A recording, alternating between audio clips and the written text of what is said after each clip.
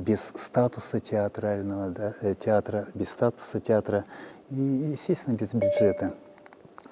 И, естественно, были много, поднимал я вопрос по этому поводу, шума поднимал, если так сказать, пресс-конференции устраивали, естественно, писал письма и в Тюрксой, куда только я не обращался. И в 2013 году нас восстановили, то есть вернули бюджет, вернули статус, но уже под именем Диониса Танасоглу.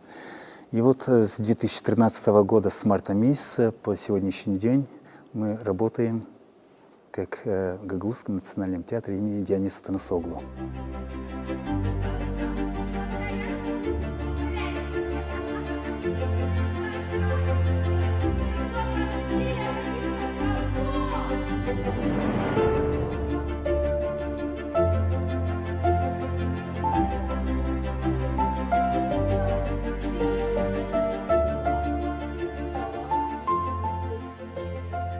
Самое сложное, наверное, не только в нашем театре, а во всех театрах, это выбор репертуара, выбор пьесы.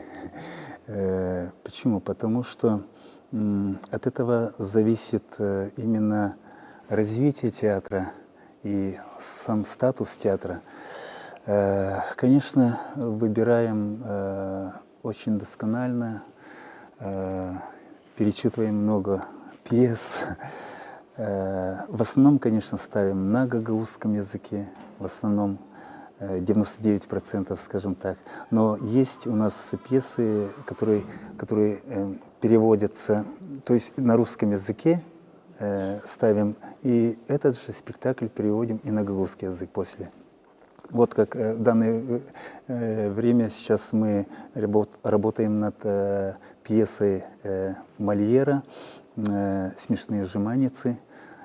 Мы ставим и на русском языке, и на гагаузском. Почему на русском? Потому что с нами работал режиссер с Тирасполя, с Тираспольского театра. Есть у нас пьесы, ставил с нами этот спектакль на русском языке, а мы уже сами перевели на гагаузский язык. То есть не сами даже, а, скажем так, сейчас есть программа развития сферы сферы правления гагаузского языка, да, и вот Тодор Занет и многие в этом конкурсе участвовали в переводе именно этой пьесы, многие писатели, и Тодор Занет оказался победителем, и вот мы уже взяли перевод Тодора Занета, и то есть выучили уже текст актеры индивидуально, и вот и на гагаузском языке ставим этот спектакль. Ayvah kaldı mı? Devlet size ürüne bir ekstront yaratacağım. Hani siz şaş beş kalacaksınız. Şeytan gibi akıllı! Ne bayıldırıcı ya! Галин! Сперва ознакомливаемся с пьесой, после раздаем роли, читка пьесы, после уже начинаем выходить на сцену, мизансценируем отдельные там сцены, после вот это все мизансцены собираем в общий спектакль.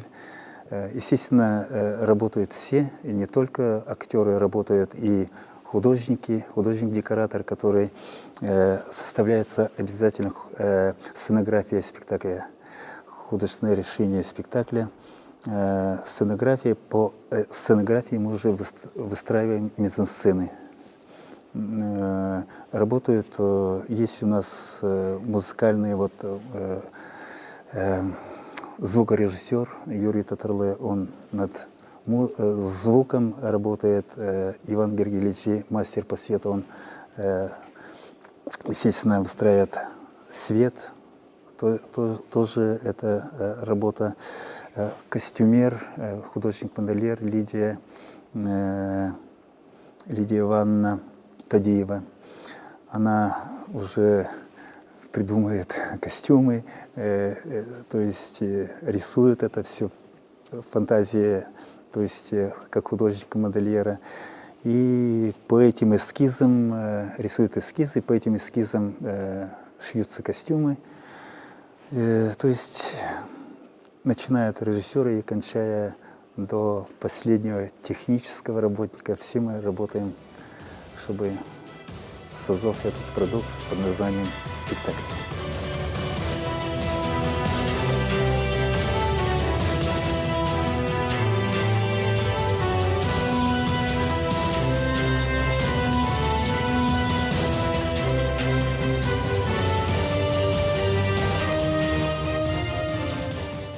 Задавали ли вы себе вопрос, зачем вы в этой профессии, зачем вам это нужно?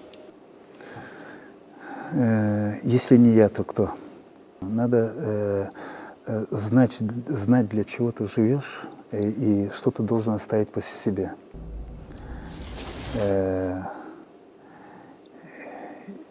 Ну, если так в жизни, это дом построить, дерево посадить, ребенка воспитать. А кроме этого, еще что-то должно. Вот это театр, вот это и есть.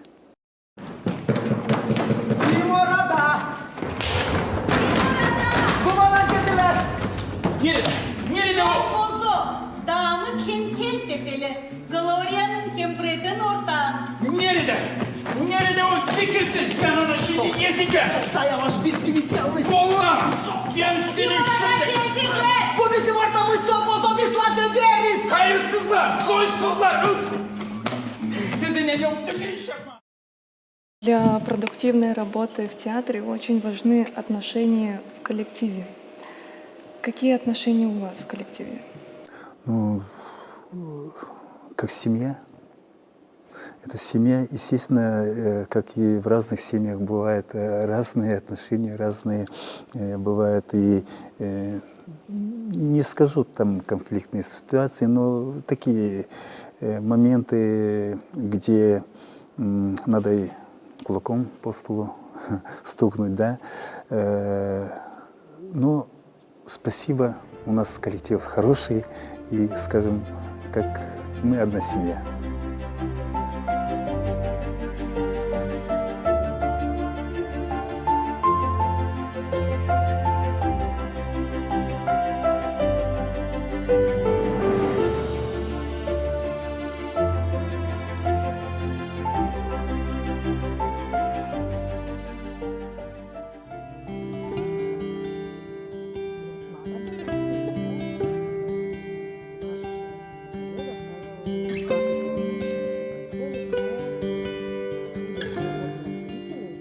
Для актера выход на сцену – это то же самое, что для студента экзамен.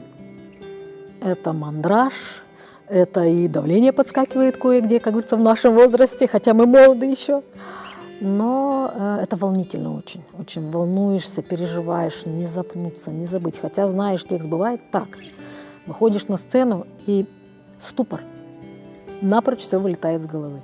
Но когда ты начинаешь говорить первые слова, первые свои мизансцены, шаги, все как рукой снимает. И все, и дальше идет прям по маслу. Иногда не сразу роль дается. Иногда вроде вот режиссер дает тебе задачу.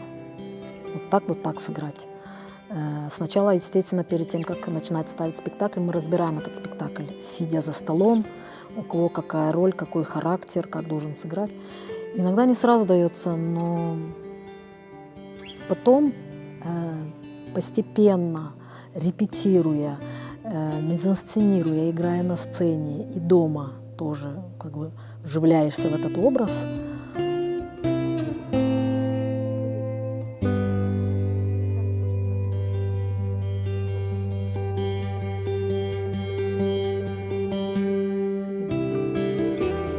Старая ведьма в «Сыне падишаха». Это моя первая роль. Театр и искренность – это очень даже совместимые вещи, потому что без искренности на сцене, без стопроцентной отдачи ты не передашь тот образ, который возложен на тебя, чтобы ты его сыграл. Поэтому театр и искренность, они идут рука об руку. Ты делаешь свою работу на все 100%, отдаешься, выкладываешься полностью. чтобы передать тот образ, который ты должна сыграть, натурально, естественно, искренне. Вот, и чтобы зритель поверил, как говорил Станиславский, я должен верить.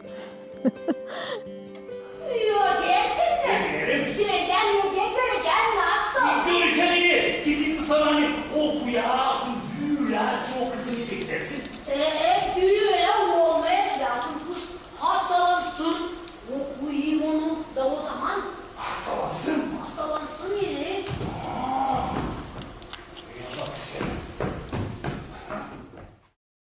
Театр все равно учит людей более духовными быть. У нас, к сожалению, да, у нас мало ходят в театр. Очень. У нас самый наш благодарный зритель – это дети. Они нас очень любят, и мы их любим, потому что это самый искренний зритель. И самый строгий. Удовольствие. Играть в детских спектаклях, детские роли, там, зверей по спектаклям, по сказкам. Для взрослых сложнее. Почему? Потому что взрослого не обманешь. Да и ребенка не обманываешь, но легче играть, намного. Детский спектакль, чем взрослый. Что больше нравится играть? Детские. Ne zor bana. Güneşlik yakar. Yağmurcukta yağmur.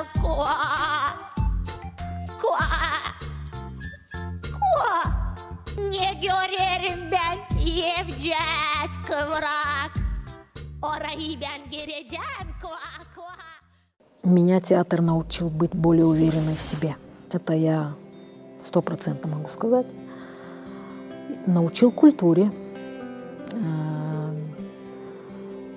научил по-другому смотреть на вещи, по-другому вести себя, по-другому относиться к людям. Мне вообще очень нравится.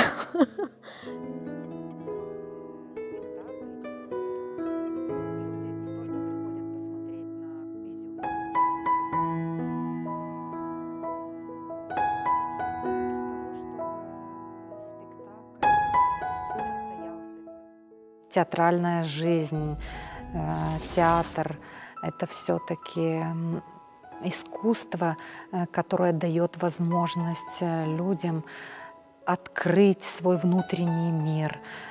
Те роли, те спектакли, которые играешь, либо смотришь как зритель, наполняют тебя такими эмоциями и позволяет на жизнь смотреть совсем другими глазами. Потому что то, что происходит на сцене, в кино, в театре, оно дает возможность человеку переоценить свои жизненные позиции, моменты. И, то есть это двигатель жизни, я бы так сказала.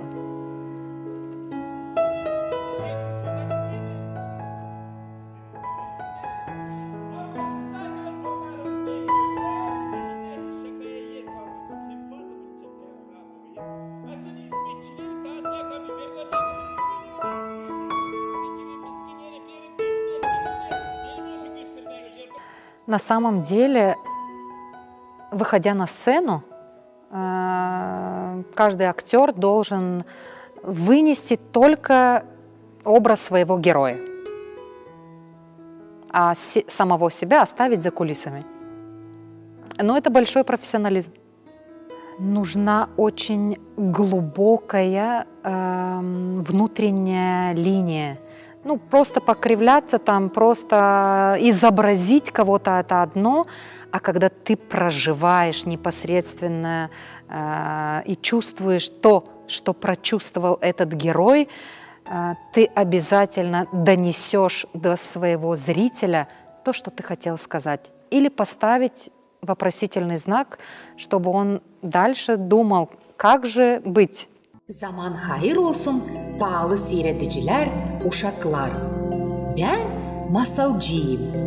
Bugün ben size anlatacağım bir masal, hangisinin adı Gogucu Mogucu. Oturun daha yakışıklıca, да сесляйн. Вот эта вот борьба роли со своими жизненными позициями, на мой взгляд, имеет очень положительную динамику. То есть каждая роль для актера и лично для себя оставляет большой отпечаток. То есть хочется чему-то научиться у своих героев, в то же время внести какие-то свои, как сказать, жизненные опыты жизни или что, внести на сцену, дабы научить зрителя, либо чему-то научиться у своего героя. Свою профессию я очень люблю за многообразие жизненного этапа. Вот.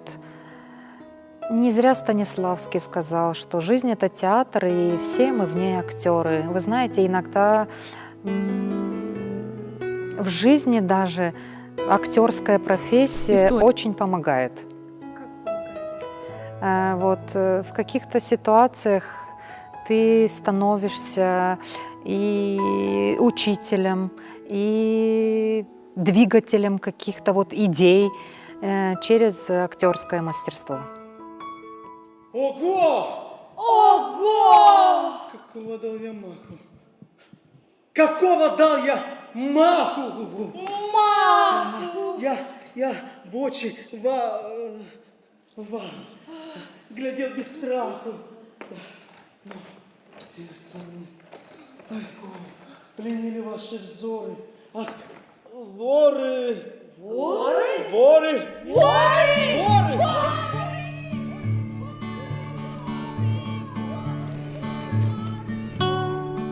Ролей, на самом деле, интересных было много, но если уже конкретно остановиться, самая, возможно, сложная роль была и большая, масштабная. Это в «Малере» я играл там главную роль, и она разносторонняя.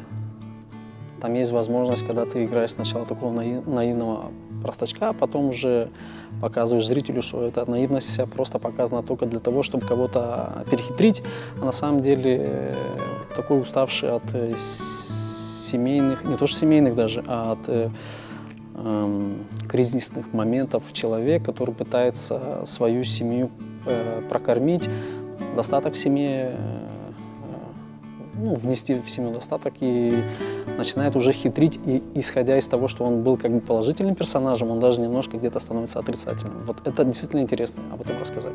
Не потому что он такой по натуре, а потому что иногда обстоятельства толкают на это.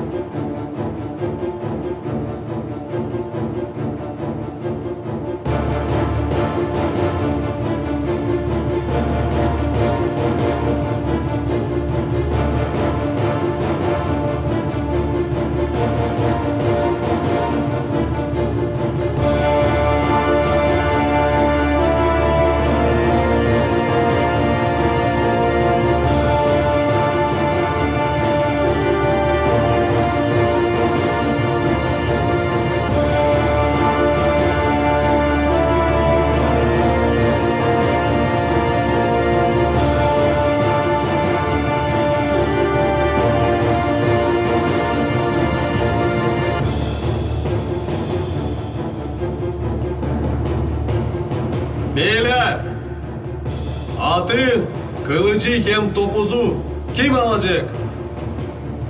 Kazan Bey, Ben almam.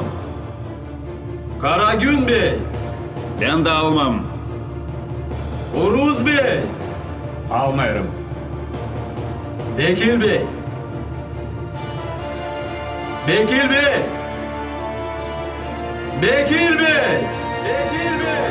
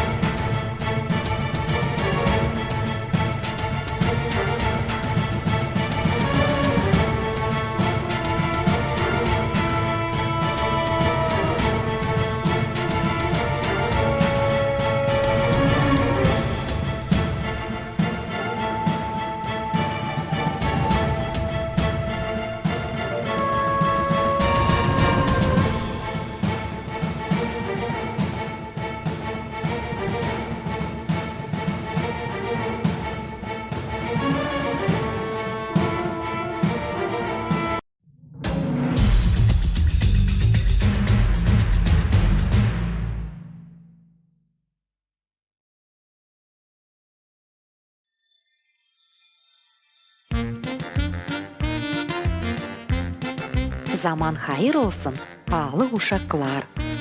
Bugün ben size teklif ederim bir masala, hangisinin adı Horoşuk hem Güneşçik. Ve söyleyin bana, siz bilirsiniz mi nerede yatır uyuma Güneşçik? O zaman oturun da yakışıklıca da beraber bakalım bu meraklı masalı. Kukariku horoz çalar, güneşsiz serin olur. Kukariku horoz çalar, güneşsiz serin olur.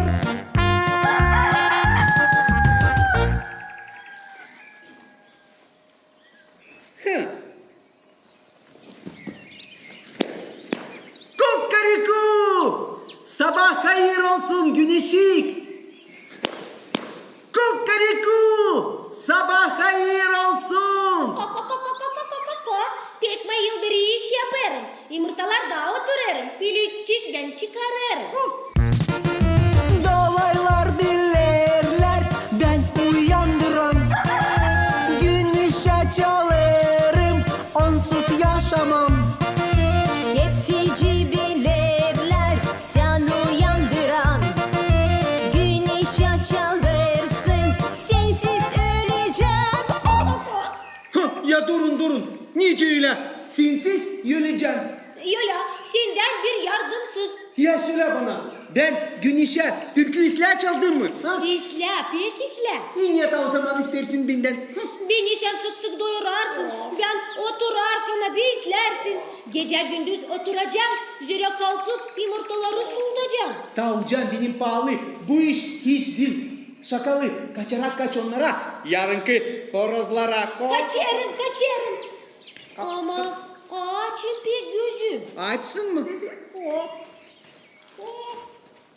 Ha, gel. Al buradan birkaç üzüm. Ki horoşuk iyi çıkarma lazım kurt cazlan doyurma. Ne istersin getireyim. Saldırısından isterim. Peki slaba oturarsın. Ko. Horoşuk sal çıkararsın. Korkma hiç mayıl olarsın. Onlarla sen kodulanarsın. Yukarı onlar, uçucuklar, güneşe çalacaklar. Sesleri keskin olur. Faydalı bu dina, dalur. Kukariku, horoz çalar. Bana sensiz pek soğuk olur. Oluyor, lafı bitir. Bir kurt casma kar getir. Getireceğim, doyuracağım. Git hadi zeriye yumurtaları soğutacağım. Birkaç tane gagaladım ama gene aç kaldım. Arama yolu aldım. Ama bak savcılı uzak, ol yakında. Kısmet bulmarsın orada. Hem de karanlık çöker. Tavuk bana fikir verir. Ya bak sen iyi lafa küser. Sen gene çekilirsin. Anlamırsın deme istersin. Bunu sorayım neden aldın? Ki sen beni inanmadın. Hırslandır sen başını. Dasil kafis yaşını. Bilirsin sonra köpekten de trofakaları ekmekten de. Hem çorbacı kadavlar tavucağı sık doyurur. Çorbacıka kendisi aramaz bana kurt casma. Ya bak sen. Sensiz bütün gün durarım. Güneşe türkü çalarım. Aha onu sen her gün methedersin. Niye canım benden istersin? Bana prospekt güneşsiz. Gördün Frost sana bensiz. Yersin siz ben rahat duraydım. Senden çoktan ayrıldıydım. Şimdi git gel niye durarsın? Şimdi karivden koyarsın.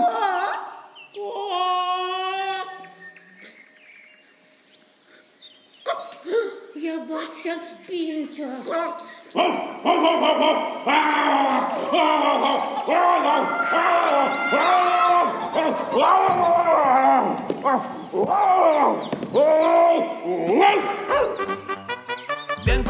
Ben kovrik, dürtme sen beni. Zerreden dağılacağım seni. Ben kovrik, dürtme sen beni. Zerreden dağılacağım seni. Hırkam hav, hırr. Hırkam hav, hırr.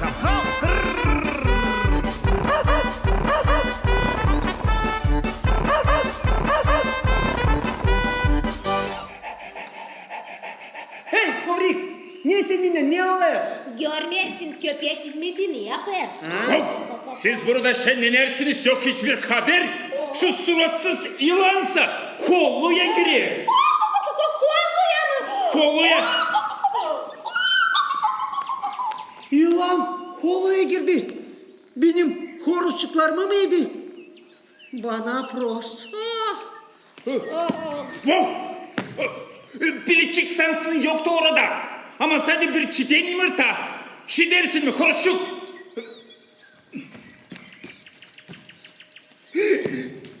Ya bak sen. Yok ince bir lafta söyleme. Birden kendini kaybetti. Of. Ne mi olacak yürekli? Şu ince sanatçılar, türkücüler. Tavcak gel şöyle. Kolukta vardı mı? Biricik olsa yoktu mu? Ey Horoşçuk dur ölme. Ben şimdicik geleceğim.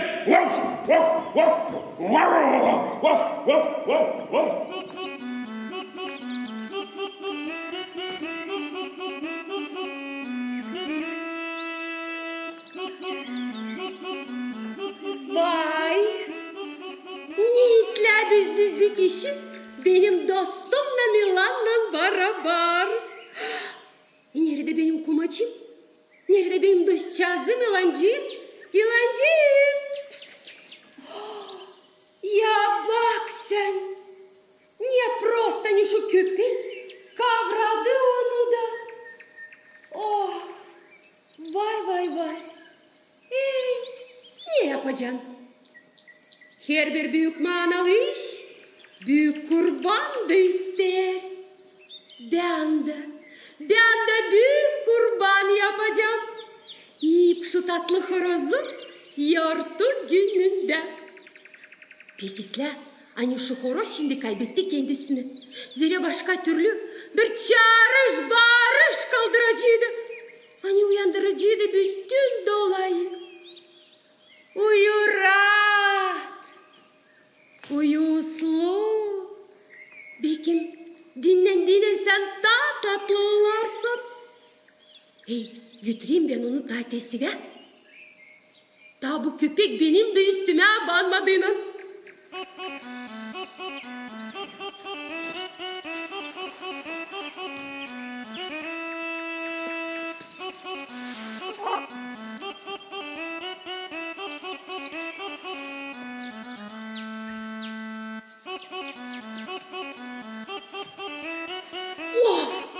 Oh, ne ağır o. Ey, burada benim yolum.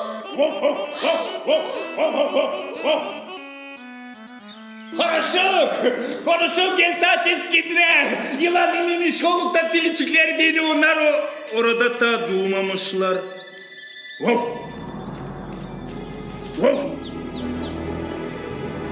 Hiçbir şey anlamıyorum. Horoşçuk sansın teke burada düştü da kaybetti kendini. Ama nereye? Acaba o yok olsun. Orada neyse var? Ha? Talisman. Bu artık Horoş'un talismanı. Tavcak ona bağışladıydı. O hirkiri taşardı bu talismanı yanında te burada boynusunda. Da hani ona o kısmet getirermiş. Burada nasıl oldu? Şimdi ben bulacağım ucunu. Tilkinin izlerini duydum. Acaba Halizani tilki kavradı bizim Horoş'u. Şimdi ben hızlı gideceğim tavcağa söyleyeceğim hani giderim arama tilki ki kurtarma Horoş'u. Şimdi Şimdi ben o tilki tutacağım da kuyruğunu koparacağım.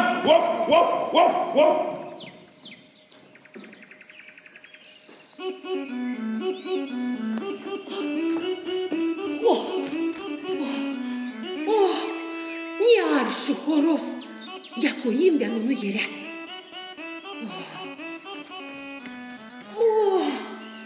Olmalı. Onun talantı da kantarda çok çeker. Ben ama sileyim izlerini. Zira şu köpeğin pek keskin burnusu var.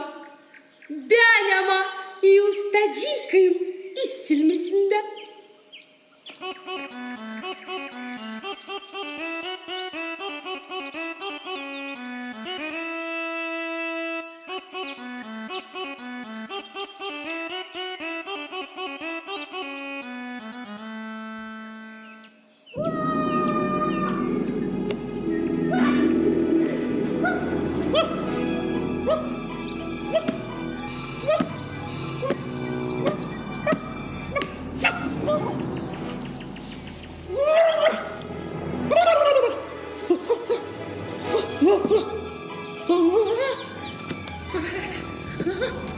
Ne olur? Kim beni çuval içine sıkıştırdı? Geldin kendine mi cancağızım? Tilki. Hadi uç çuval içine. Kurtarın! Dur! Dur! Kurtarın! Dur! Dur! Dur! Bitti. Kendini çağırır. Hadi uç çuval içine. Bitti. Kurtarın! Kurtarın! Kurtarın!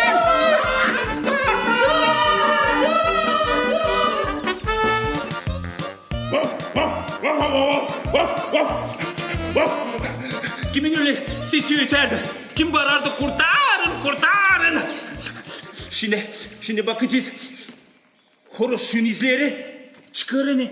Horoşuk bağırdı. Kurtarın! Kurtarın! Kim onu kovalardı? Tilkinin izleri çıkarını, tilki onu kovalardı. Şimdi ne yapma ne etme ki horoşuğu kurtarma. Wow! Bilirim. Wow! Ben şimdi saklanacağım teburuda da oturacağım kollamakta. Açan tilki pedalanacak. Ben onun üstüne kabanacağım da horoşuğu kurtaracağım. Wow! Wow!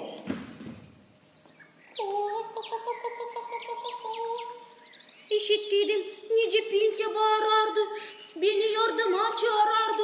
Şimdi ama işitmeyelim. İşitildi mi niye? Of hepsi de benim beterime. Kurtacağız ben isterdim. Bizim iyi dostumuz Kovrik da bize küsülür. Of ne yapma. Olacak. Olalev tilki. Wow! Kes sana! Of! Yapabilirim. Of! Ne şimdi yapma bu nazarlı kuşlarla? Tavukcak da kendisini kaybetti. Of! Ne ikinci duygulu onlar. Şimdi ne yapma? Şimdi tavukcağı götüreceğim kolla. Orada sucağısını ıslattıracağım. Da kendine getireceğim. Wow! Wow! Wow! Wow!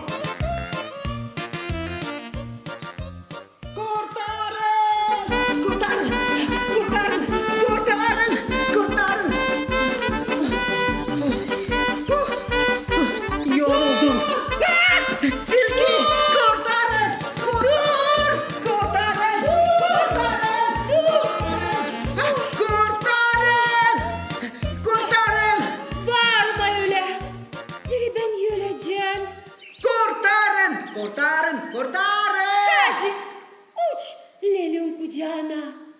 Pek severim sesini.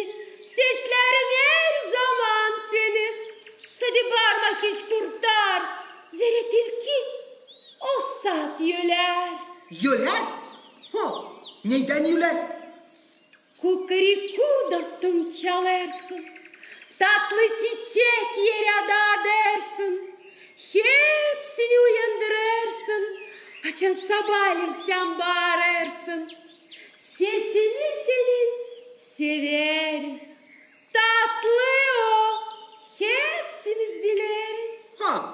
İnanma seni şirek tilki mi? Sen beni inanmıyorsun mu? Ben değişildim hepten. Yok inanmıyorum. Bilirim dük şiretsin sen. Bir denemek yaparım ben. Kurtarın! Yollarım ben. Ah. Tilki hanım. Hey! Tilki hanım siz neresiniz? Yok baksın. Kaybettik kendisini. Gideceğim arayacağım biraz sucağız.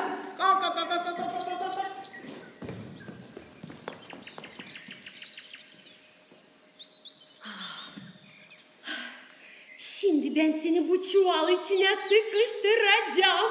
Ben buldum sucası. Gel buraya cancağızım. Tilki hanım te sucağız. Siz neredesiniz? Tilki hanım.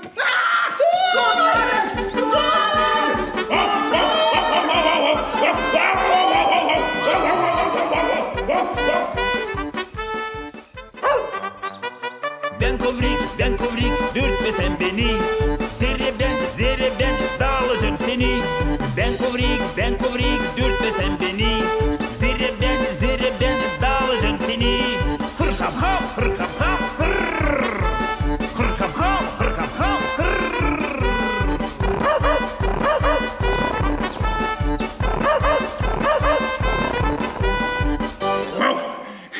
Sağ ol sana Kovrik. Hani kurtardın beni şu tilkiden. Of, benim zanatım ile. Hani dostları kurtarma. Of. Kovrik, İneciğim sen dostluk edersin benimle ama değil şu şiret tilkiyle. Dini şu şeref tilki dostluk edip karanlıkla. Wow. Bense dostluk ederim aydınlıkla. Ben de dostluk ederim aydınlıkla hem güneşle. Vay fit unuttum. Lazım kaçarak gideyim. Koroşçuklarımı dolaşayım. Wow, duralaklama orayı. Tavca kimsi gelir burayı.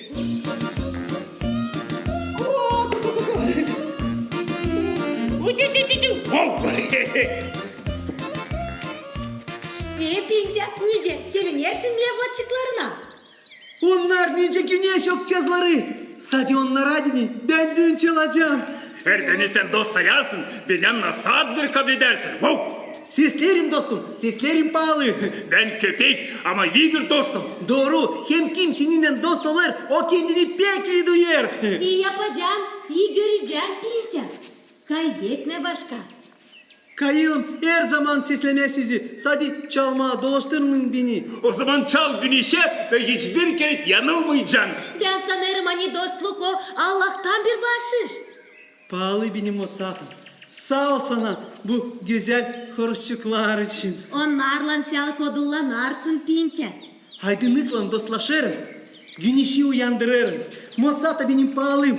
Yerde benim sen güneşim. Kukariku horoz çalar, güneşli serin olur. Kukariku horoz çalar, güneşli serin olur. Haydi beraber biz şin tutunalım. Güneşe karşı da şen yollanalım. Haydi beraber biz şin tutunalım. Güneşe karşı da şen yollanalım.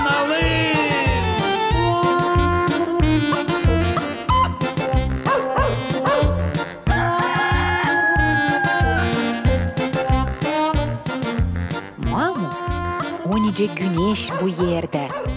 Mamu ısıtır da, mamu doyurur da. Mamudan pahalı yok kimse bu dünyada.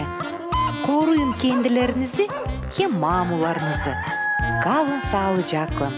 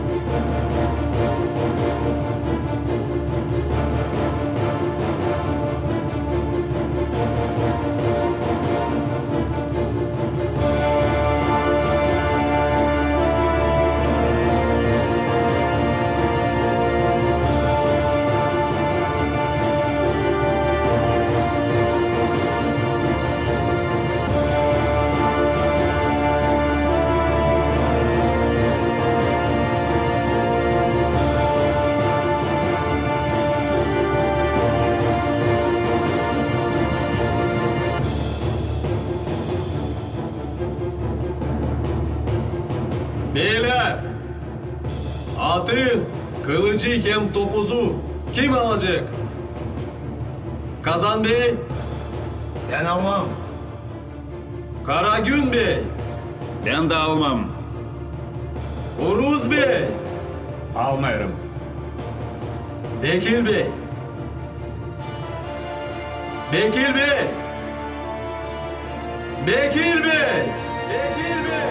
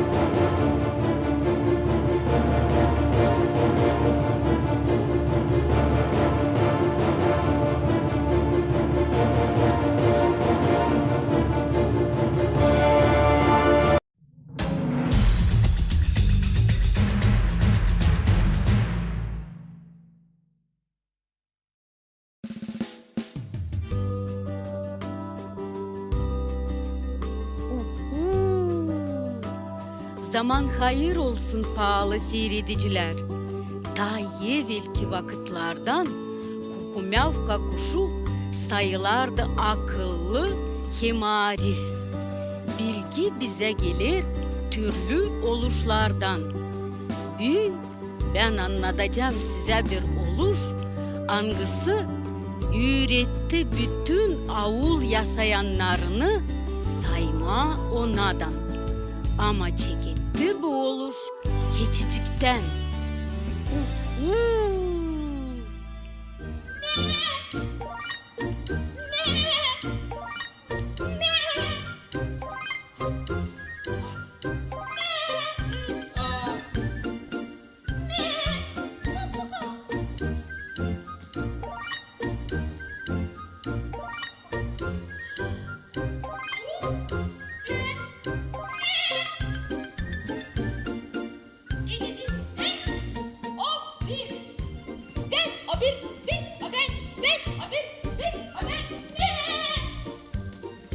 Sen niye burada yapıyorsun? Ben kendi kendimi saydım. İstersin mi? Ben seni de sayacağım. Hayır bu acıtmazsa. O zaman say. Korkma bu acıtmayacak. Ama sen durursun. Seni ben başka türlü seni sayamayacağım. Ne? Sen niye? Ben korkarım. Dil lazım sayma. Korkma sen öyle büyüksün. Ama öyle korkaksın. Sesler. Ben o bir ne? Sen o iki. O Bir iki ne? sen niye? Dilini de mı saydın? Şöyle saydım. Bir iki ne? Ah yaramaz keçi. Ben sana şimdi göstereceğim nice saymayı. Bu ne şaşırdı? Doğucan o beni saydı. Niçin sevdin? Niçin? Dediler ki sesler. Ben o bir ne? Yeşil o iki. O Sen ama olacak. O üç. Bir iki üç. o Doğucan o seni de saydı. Beni de saydı. Ben şimdi seni kazanacağım.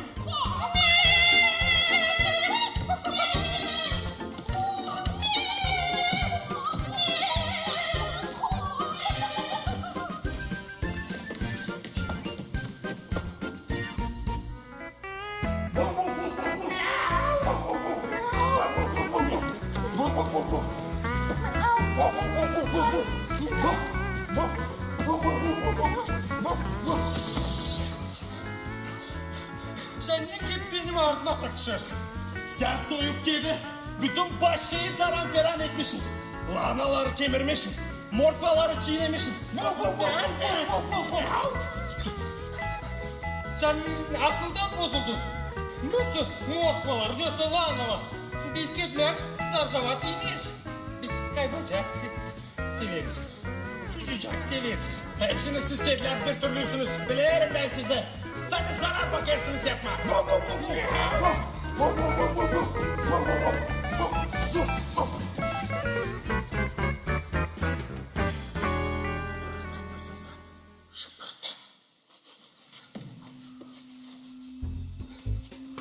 Yerim ne susa fasıl koku. Saklanırsın.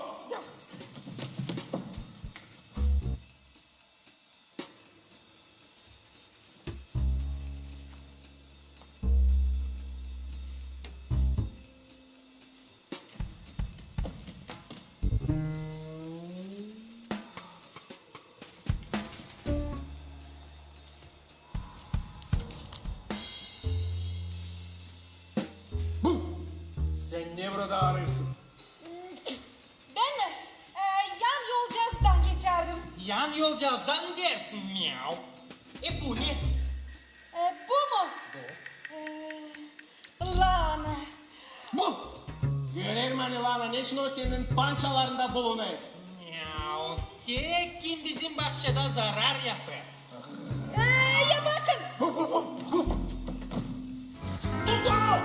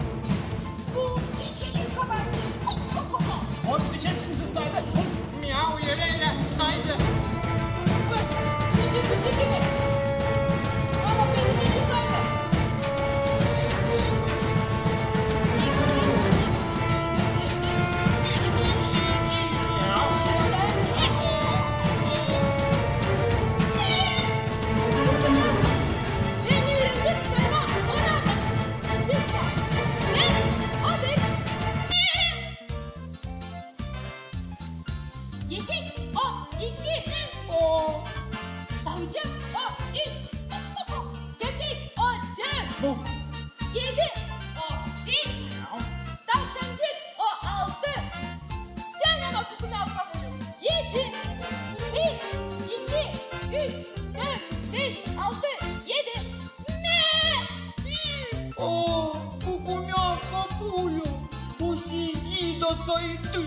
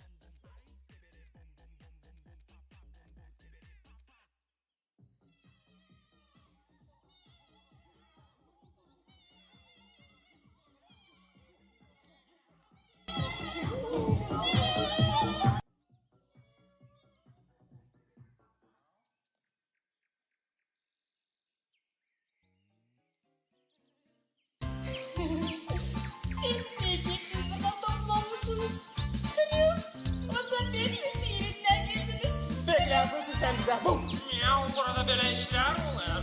Bu yaramaz geçicik hepsimizi bizi saydı. Niye türlü bunu yaptık biliyor musun? Pek kolay. Ne? Sesler. Ben, o bir.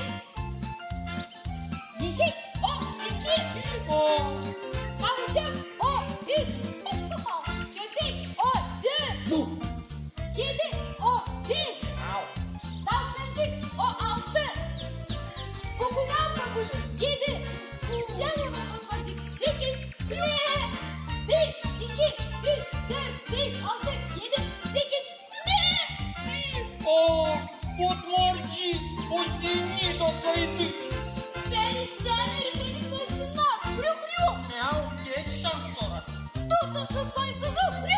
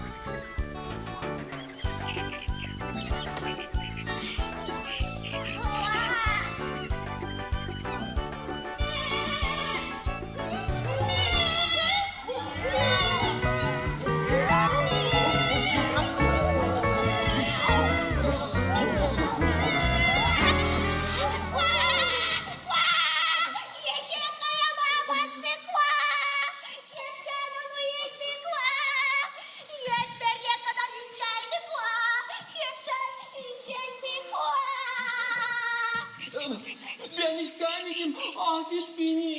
Yeşil fırına kabaklı değil. Bu hepsi geçiciğin beterine. Ali sonun beterine. Bu seslemez geçicik hepsimizi saydı. Öyle biz ona izin vermedik ama o bizi seslemedi.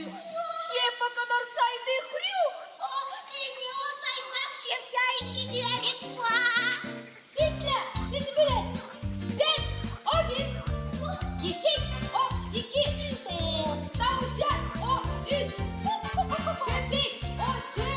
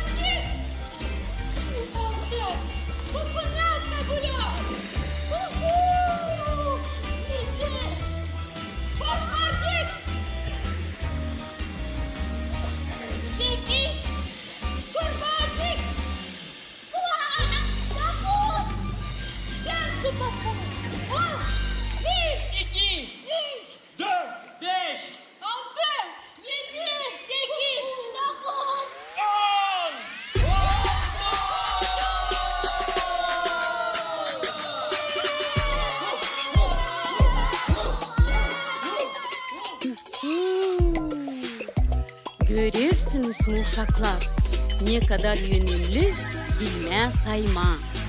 Sanırım hani siz de bizimle beraber öğrendiniz sayma onadan. Şimdi sizin de var kolayınız sayma hepsini kiminle siz yaşarsınız beraber. Kalın sağlıcakla.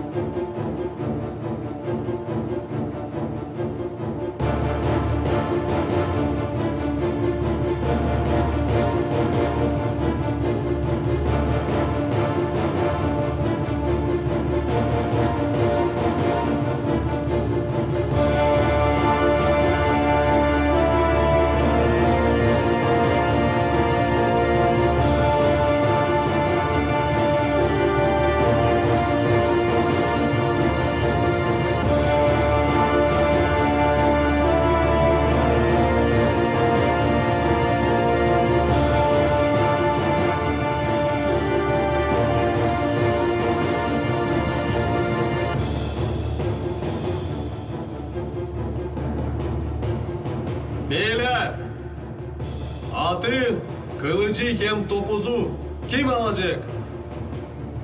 Kazan Bey, Ben almam. Karagün Bey, Ben de almam. Uruz Bey, Almayırım. Bekir Bey, Bekir Bey, Bekir Bey, Bekir Bey.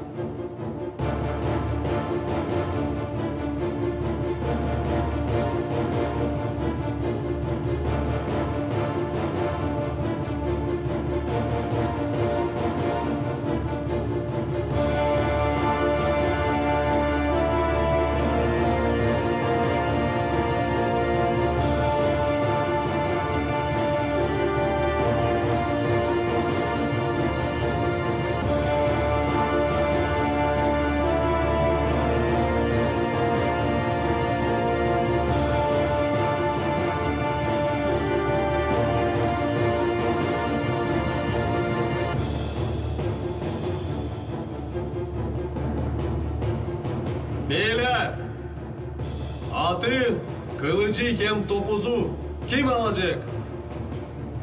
Kazan Bey, Ben almam. Karagün Bey, Ben de almam. Uruz Bey, Almayırım. Bekir Bey. Bekir Bey. Bekir Bey. Bekir Bey.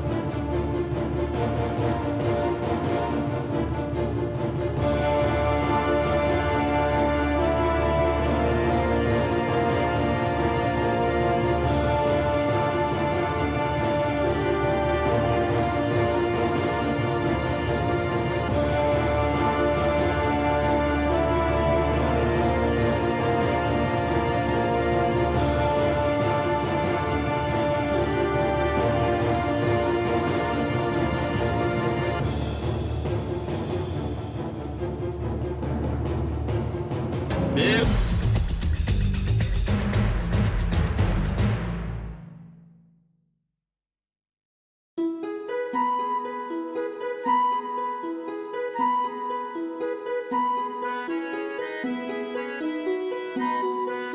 Zaman hayır olsun, pahalı uşaklar, seyrediciler. Bugün ben sizi teklif ederim bir güzel, meraklı masala. Bir avulda yaşarmış bir horoz, altın ses. Onunla da beraber yaşarmışlar iki sıçancık, pırıldak hem pırıldak. Sıçancıklar bütün gün oynaşarmışlar, şenlenermişler. Horozsa sabahdan akşamadan hep çalışarmış. Kukeriku!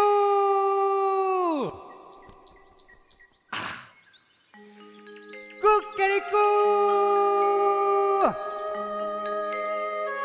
Yerken her sabah kalkarım. Hepsini uyandırırım. İşimden ben tutunarım. Büyük havesle çalışırım.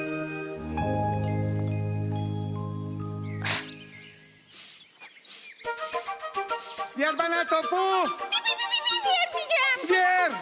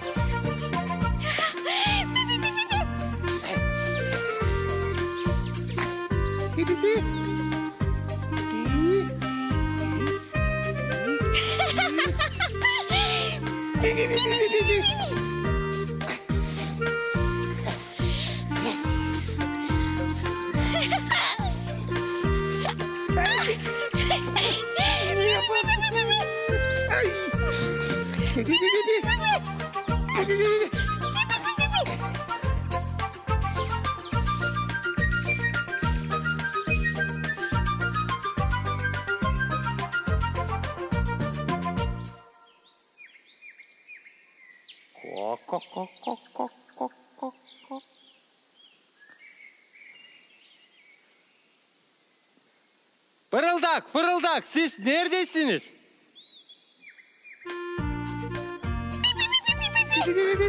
Buradayız. Ya bakın ne ben buldum. Ne? Başak. Başak. Başak. Başak. Da ne var burada? Biz bu başa tane ayıtlayacağız. Tatarla da yekeceğiz. De gelen yıla bir büyük bereket toplayacağız. Yola çok bekleyin ha. Yürü. Kim bana yardımcı olacak? Değil ben. Sıra gelecek gene bu işi yalnız yapayım.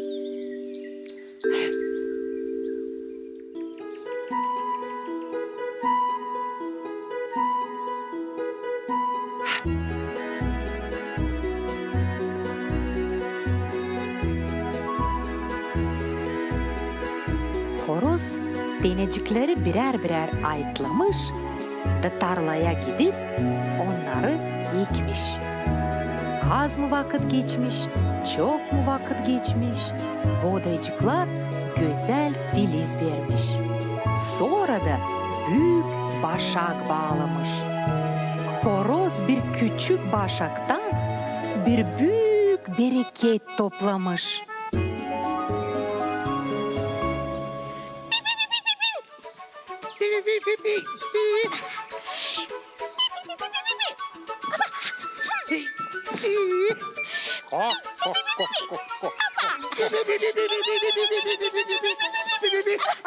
Şimdi sen. Ay yok. Ben pek yoruldum.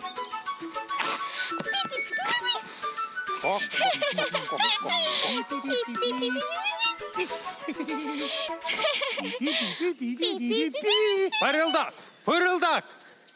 Ya bakın ne güzel ben bereket topladım.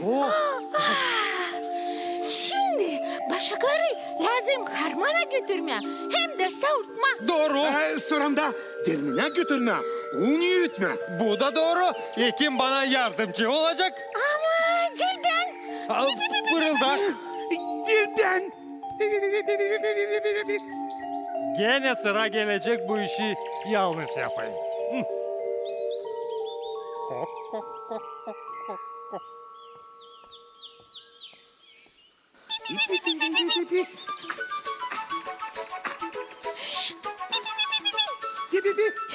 Fırıldak, fırıldak. Ben dermene giderim. İste git.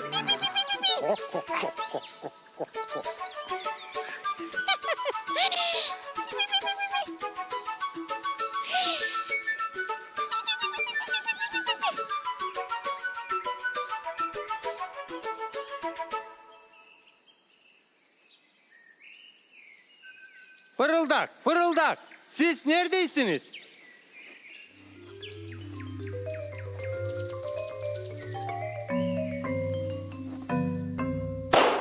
Kok, kok, kok, kok, kok, kok, kok, kok, kok. Ben un yaptım. Şimdi bundan lazım hamur yapma. Doğru. Hamurdan lazım. Tatlı kirde pişirme. Bu da doğru. Ekim hamuru yoğuracak. Ay Dilben. Ekim pazı yazacak. Dilben. Ekim odunları yaracak. Ay Dilben. Ekim sobayı yakacak. Dilben. Gene sıra gelecek bu işi yalnız yapayım.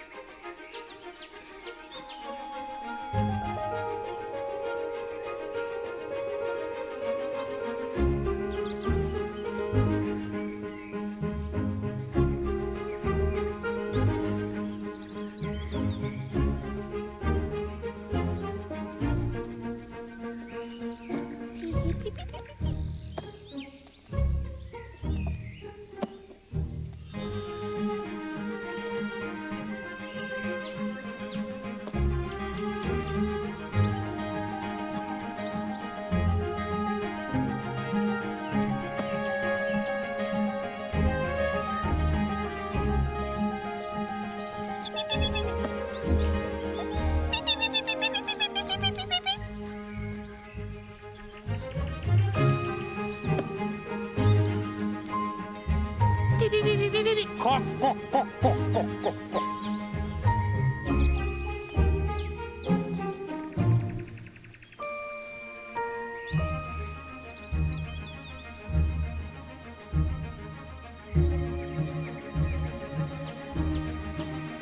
Kok, kok, kok, kok, kok, kok, kok. Kok, kok, kok, kok, kok, kok.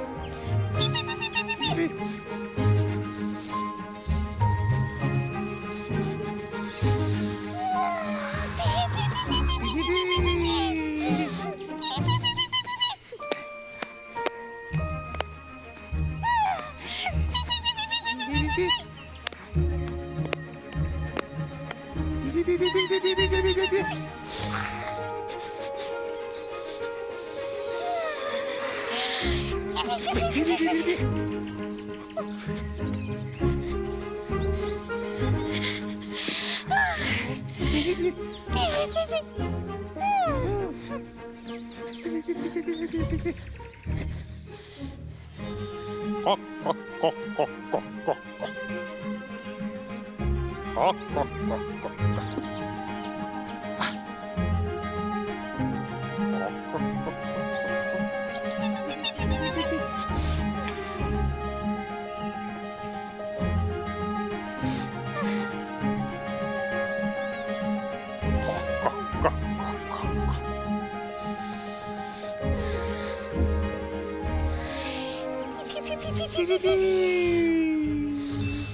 Ya durun dostlar. İlkin söyleyin bana. Kim başa buldu? Sen. Ekim bereketi zedeledi. Sen. Ekим un yuttu? Sen. Ekim hamuru yoğurdu hem pazı yazdı? Sen. Ekim odunları yardı hem sobayı yaktı? Yine sen. Siz ne yaptınız?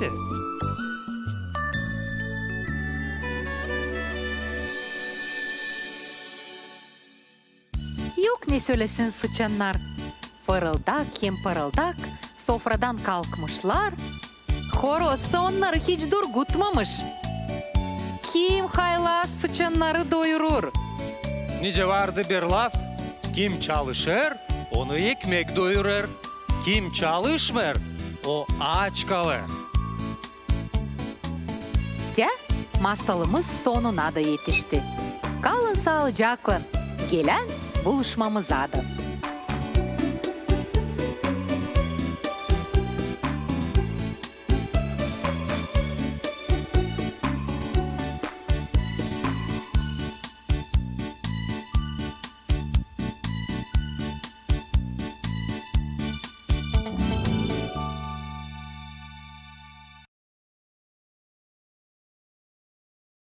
Almayarım. Vekil bey. Vekil bey. Vekil bey. Vekil bey.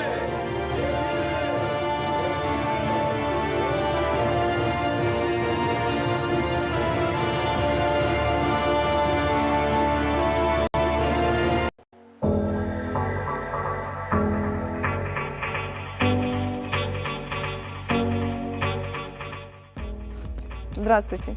В эфире программа «На волне современности». Виктор Гюго сказал: «Театр не есть страна истинного». В нем картонные деревья, полотняные дворцы, тряпичное небо, стеклянные бриллианты, поддельное золото, румяна на щеках и солнце, выходящее из-под земли. В то же время театр – это страна истинного. На сцене – человеческие сердца. За кулисами – человеческие сердца. В зрительном зале – человеческие сердца. В театре существует две жизни. Одна на сцене, другая за кулисами. О жизни Национального гагаузского театра расскажут его актеры.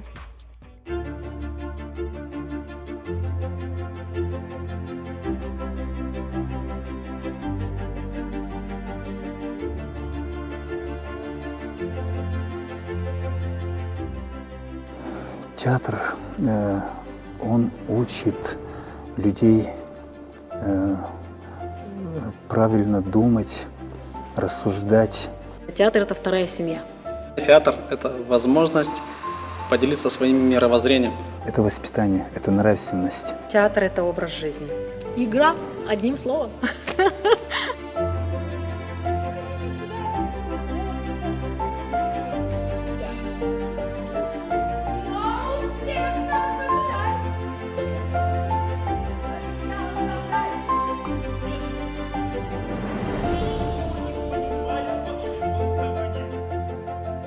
Это идея моего учителя, профессора Диониса Николаевича Танасоглу, чтобы наш народ, в нашем народе был театр. Он всегда говорил, что народ без театра – это мертвый народ, и поэтому гагаузский народ тоже должен иметь свой театр. И в Кишиневском институте искусств были открыты гагаузские группы. Это первая группа создалась в 1988 году, набралась Магутенко, Валерий Магутенко вел эту группу. Вторая группа – это Дионис Николаевич Танасоглу набрал, это где я учился.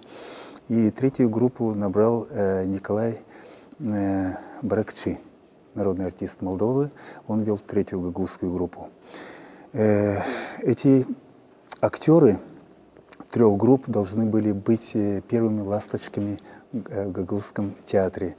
Но, к сожалению, союз распался, и все эти планы, то, что должно было открыться с первым выпуском первой гагаузской группы, это все пропало. И я тогда, уже, естественно, переговорив с учителем Денисом Танасоглу, решил, будучи студентом 3-го курса, создать в Чедерлунге первый в истории гагаузской культуры самодеятельный гагаузский театр «Умут», «Надежда» в переводе. И вот в 1991 году я создал в Чедерлунге вот такой вот самодеятельный театр. В этом театре работали чисто на энтузиазме. Это одногруппники мои, это мои друзья, родственники, скажем так. Вот так вот начали именно в Чедерлунге вести эту работу. И в 1997 году был открыт первый единственный в мире гагаузский национальный театр. Тогда был открыт именем Михаила Чекера. Hoş buluştuk. Pahalı pay alıcılar bu büyük istoriya oluşunda açan açılır. Bizim de Gagavuz kulturumuza, bizim de Gagavuz dilimizde milli tiyatromuz. Bilinir hani tiyatrosuz halk o üyeli bir halk. De onun için bizim halkımız savaştı da ölmedi. Açılınca onun tiyatrosu. В 2011 году наш театр был ликвидирован. В связи с тем, тогда руководство очень... Bekir Bey! Bekir Bey!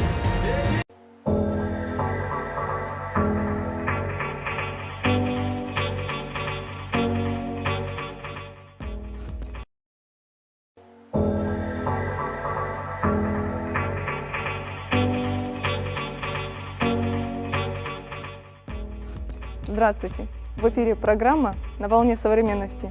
Виктор Гюго сказал: «Театр не есть страна истинного». В нем картонные деревья, полотняные дворцы, тряпичное небо, стеклянные бриллианты, поддельное золото, румяна на щеках и солнце, выходящее из-под земли. В то же время театр – это страна истинного. На сцене – человеческие сердца, за кулисами – человеческие сердца, в зрительном зале – человеческие сердца. В театре существует две жизни. Одна на сцене, другая за кулисами. О жизни Национального гагаузского театра расскажут его актеры.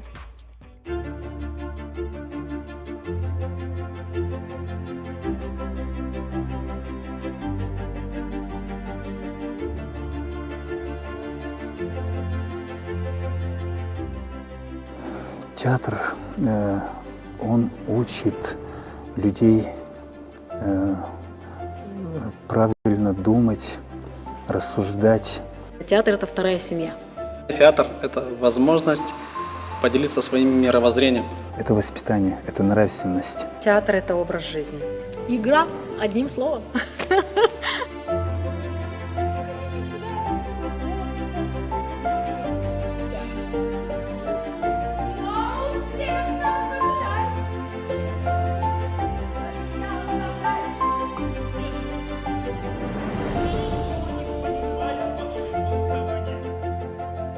Это идея моего учителя, профессора Диониса Николаевича Танасоглу, чтобы наш народ, в нашем народе был театр. Он всегда говорил, что народ без театра – это мертвый народ, и поэтому гагаузский народ тоже должен иметь свой театр. И в Кишиневском институте искусств были открыты гагаузские группы. Это первая группа создалась в 1988 году, набралась Магутенко, Валерий Магутенко вел эту группу. Вторая группа – это Дионис Николаевич Танасоглу набрал, это где я учился. И третью группу набрал Николай Баракчи, народный артист Молдовы. Он вел третью гагаузскую группу. Эти актеры 3 групп должны были быть первыми ласточками в Гагузском театре. Но, к сожалению, союз распался, и все эти планы, все эти, то, что должно было открыться с первым выпуском первой гагузской группы, это все пропало. И я тогда, уже, естественно, переговорив с учителем Денисом Танасоглу, решил, будучи студентом 3-го курса, создать в Чедерлунге первый в истории гагузской культуры самодеятельный гагузский театр «Умут», «Надежда» в переводе.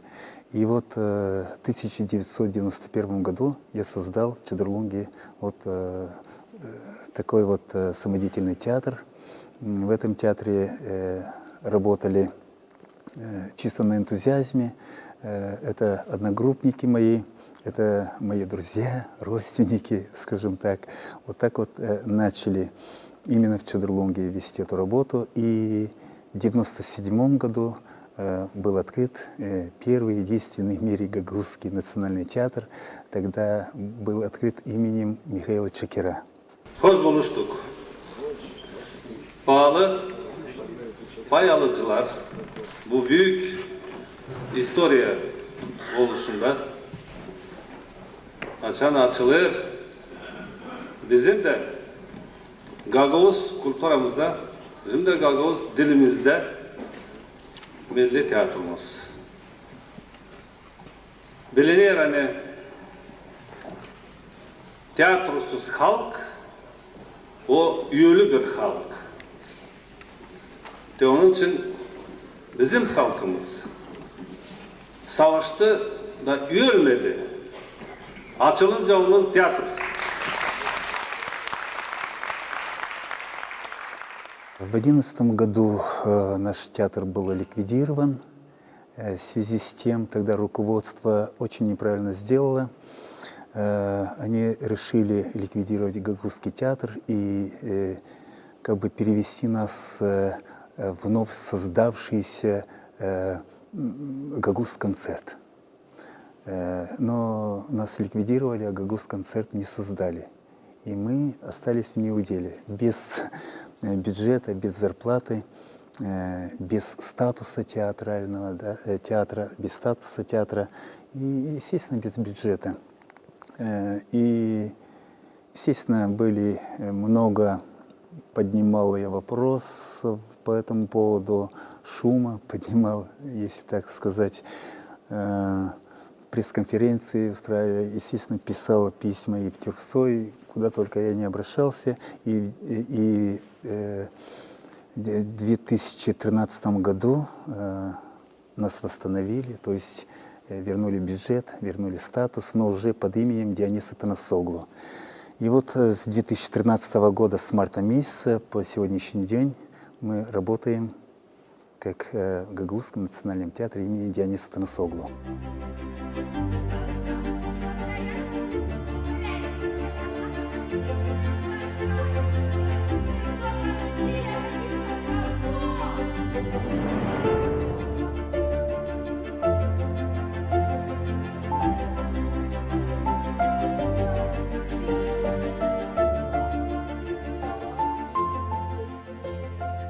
Самое сложное, наверное, не только в нашем театре, а во всех театрах, это выбор репертуара, выбор пьесы. Почему? Потому что от этого зависит именно развитие театра и сам статус театра. Конечно, выбираем очень досконально, перечитываем много пьес. В основном, конечно, ставим на гагаузском языке, в основном 99%, скажем так. Но есть у нас пьесы, которые переводятся, то есть на русском языке ставим, и этот же спектакль переводим и на гагаузский язык после.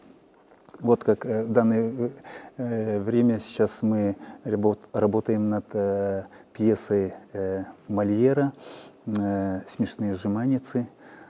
Мы ставим и на русском языке, и на гагаузском. Почему на русском? Потому что с нами работал режиссер с Тирасполя, с Тираспольского театра, Дмитрий Ахмадеев. Он ставил с нами этот спектакль на русском языке, а мы уже сами перевели на гагаузский язык. То есть не сами даже, а, скажем так, сейчас есть программа развития сферы сферы правления гагаузского языка, да, и вот Тодор Занет и многие в этом конкурсе участвовали в переводе именно этой пьесы, многие писатели, и Тодор Занет оказался победителем, и вот мы уже взяли перевод Тодора Занета, и то есть выучили уже текст актеры индивидуально, и вот и на гагаузском языке ставим этот спектакль. Ayvah kaldı mı? Devlet size ürüne bir ekstra not yaratacağım. Hani siz şaşıp beş kalacaksınız. Şeytan gibi akıllı! Я bayıldırıcı.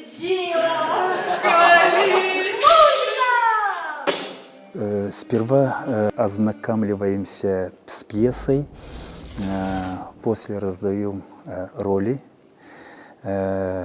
читка пьесы, после уже начинаем выходить на сцену, мизансценируем отдельные там сцены, после вот это все мизансцены собираем в общий спектакль. Естественно, работают все, и не только актеры, работают и художники, художник-декоратор, который составляется обязательно сценография спектакля, художественное решение спектакля. Сценография, по сценографии мы уже выстраиваем мизансцены. Работают, есть у нас музыкальные вот звукорежиссер Юрий Татарле, он над звуком работает, Иван Гергеличи, мастер по свету, он, естественно, выстраивает свет, тоже это работа. Костюмер, художник-модельер Лидия Ивановна Тадеева. Она уже придумывает костюмы, то есть рисует это все в фантазии, то есть как художника-модельера. И по этим эскизам, рисует эскизы, по этим эскизам шьются костюмы. То есть начиная от режиссера и кончая до последнего технического работника, все мы работаем, чтобы создался этот продукт под названием спектакль.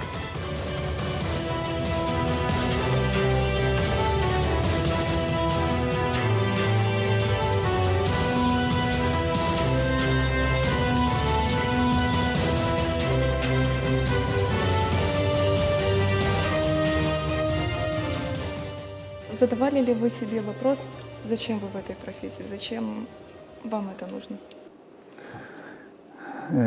Если не я, то кто? Надо знать, для чего ты живешь и что ты должен оставить после себя.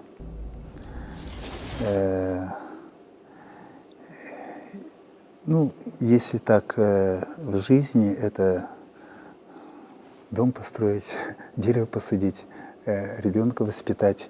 А кроме этого, еще что-то должно. Вот это театр, вот это и есть.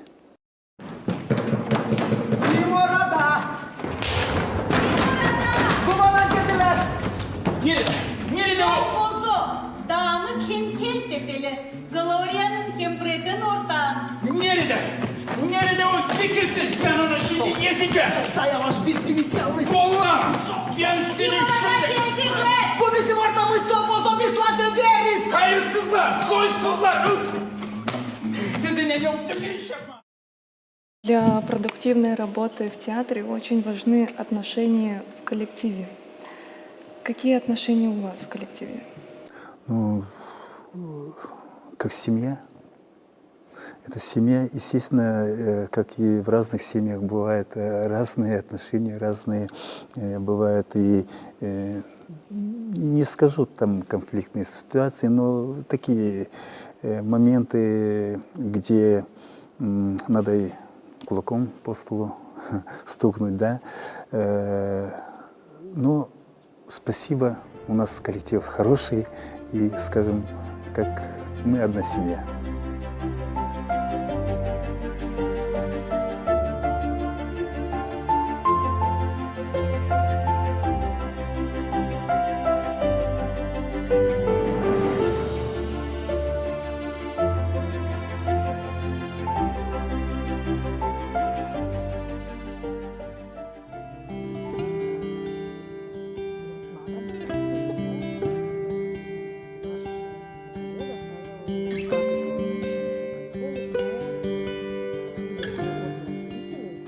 Для актера выход на сцену – это то же самое, что для студента экзамен. Это мандраж, это и давление подскакивает кое-где, как говорится, в нашем возрасте, хотя мы молоды еще. Но это волнительно очень. Очень волнуешься, переживаешь, не запнуться, не забыть. Хотя знаешь, текст бывает так. Выходишь на сцену и ступор. Напрочь все вылетает с головы. Но когда ты начинаешь говорить первые слова, первые свои мизансцены, шаги, все как рукой снимает. И все, и дальше идет прям по маслу. Иногда не сразу роль дается. Иногда вроде режиссер дает тебе задачу. Вот так сыграть. Сначала, естественно, перед тем, как начинать ставить спектакль, мы разбираем этот спектакль, сидя за столом, у кого какая роль, какой характер, как должен сыграть. Иногда не сразу дается, но потом, постепенно, репетируя, мизансценируя, играя на сцене и дома тоже как бы вживляешься в этот образ.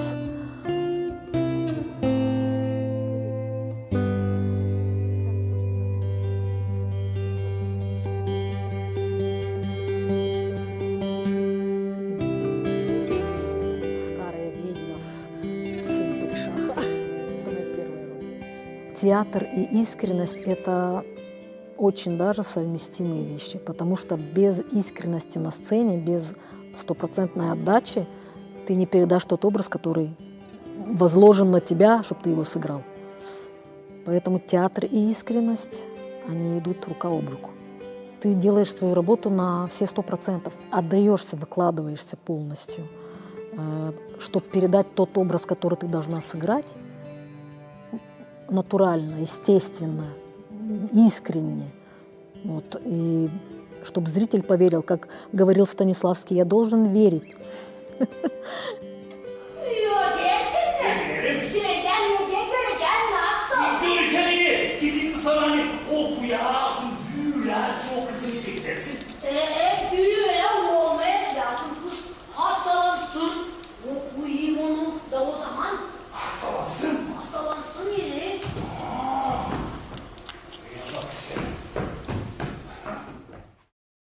Театр все равно учит людей более духовными быть.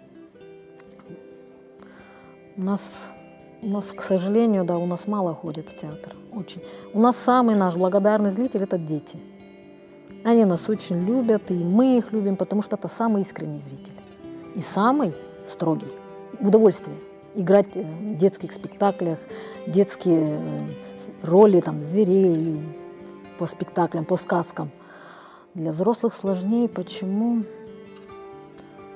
Потому что взрослого не обманешь. Да и ребенка не обманываешь, но легче играть, намного. Детский спектакль, чем взрослый. Что больше нравится играть? Детские. Не зорбана, güneşlik yakar yağmurcukta yağmer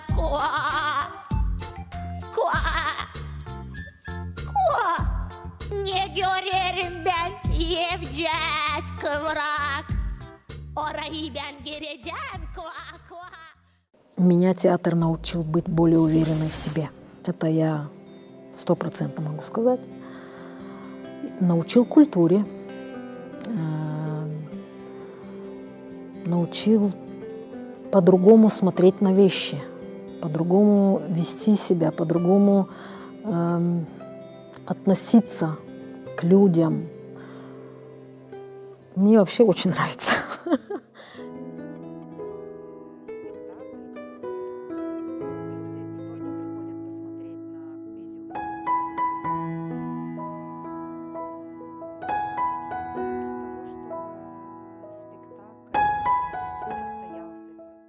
Театральная жизнь, театр — это все-таки искусство, которое дает возможность людям открыть свой внутренний мир. Те роли, те спектакли, которые играешь, либо смотришь как зритель, наполняют тебя такими эмоциями и позволяют на жизнь смотреть со всеми другими глазами. Потому что то, что происходит на сцене, в кино, в театре, оно дает возможность человеку переоценить свои жизненные позиции, моменты. И, то есть это двигатель жизни, я бы так сказала.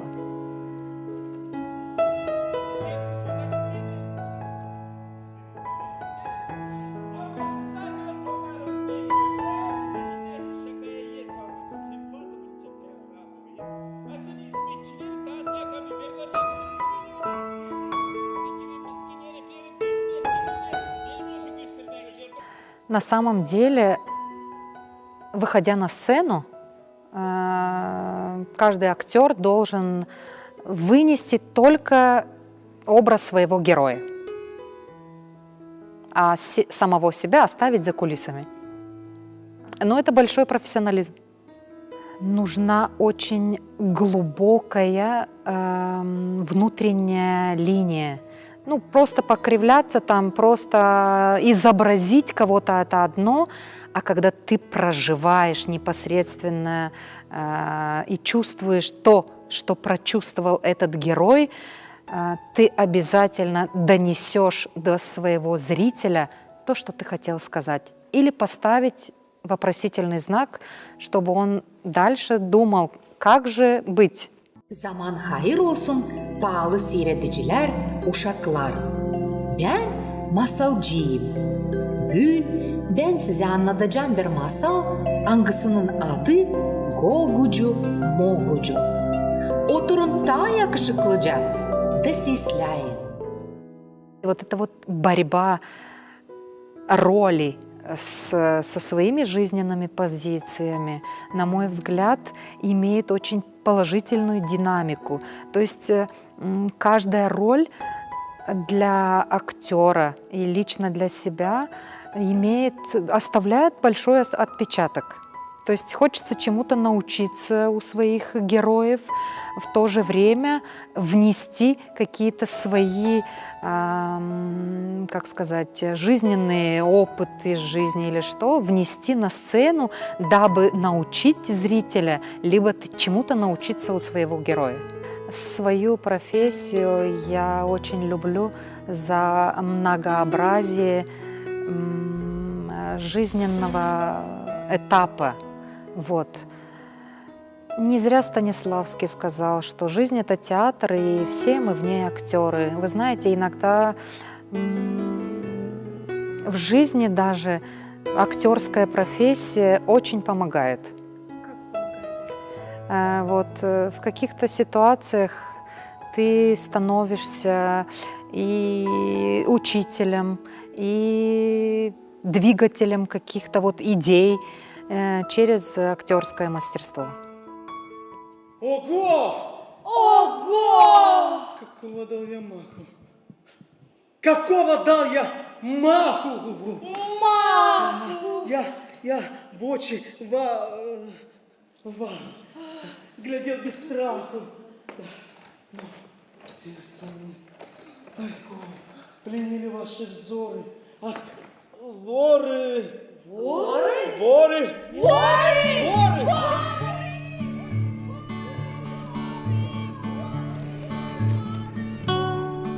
Ролей, на самом деле, интересных было много, но если уже конкретно остановиться, самая, возможно, сложная роль была и большая, масштабная. Это в «Малере» я играл там главную роль, и она разносторонняя.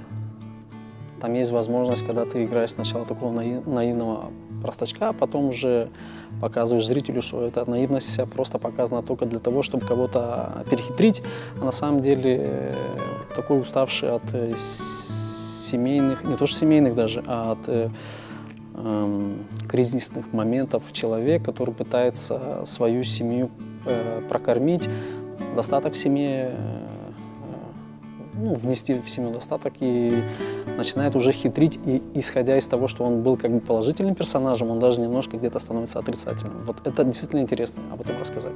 Не потому что он такой по натуре, а потому что иногда обстоятельства толкают на это.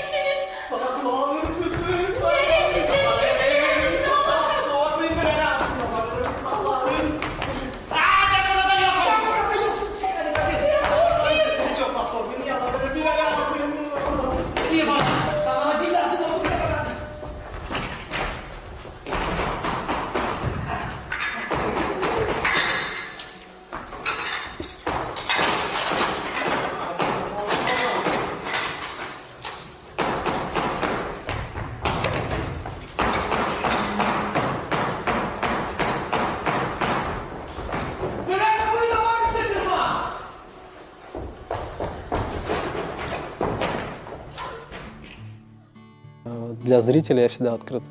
Я готов на разные эксперименты в образах. Я готов к тому, но есть все-таки критерии, где я остановлюсь, наверное. Я ловлю себя на мысли, что надо ставить рамки иногда. Потому что зритель должен видеть не только пошлость, там, допустим, или слишком сильную раскрепощенность. Зритель должен понимать грань. И мы должны учить его этому.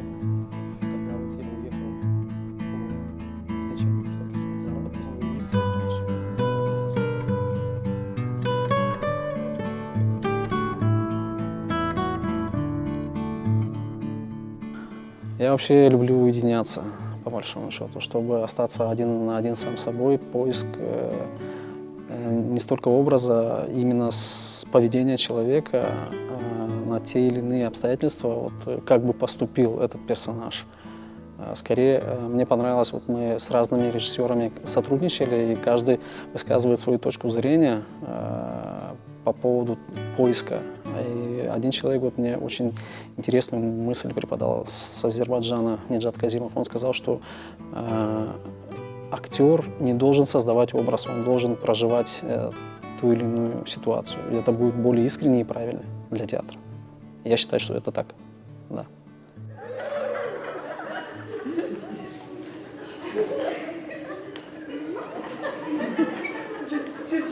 Canım Deniz, siz benim yanıma geldiniz.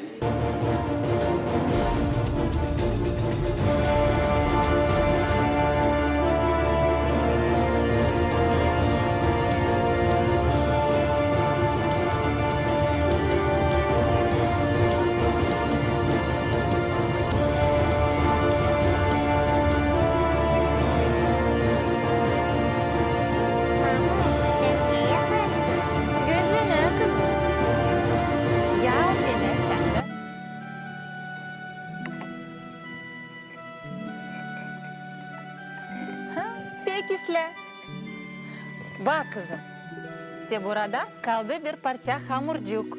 Mamu sana pişirecek bir pesmetçik. Adını da onu koyacağız. Ne soy koyalım kızım? Колобок. Doğru, olsun kalabok. Bizim kalabok pişincesine mamu sana da hem hepsi uşaklara anlatacak bu masalı. Buyurun da sesleyin. Bir vakit varmış, bir vakit yokmuş. Bir köyde yaşarmışlar daduyla babu. Dadu garmoşka da çalarmış. Babu da kadınca oynarmış.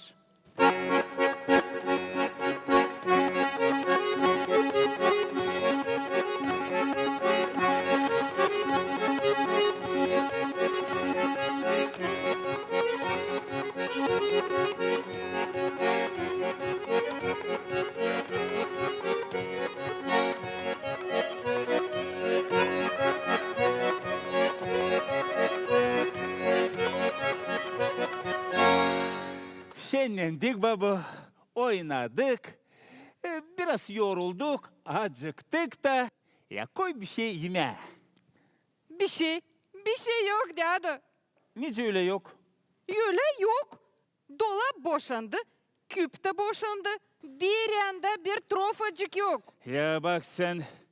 Çünkü öyle o zaman pişir bana bir küçük pismitçik. Neden pişireyim?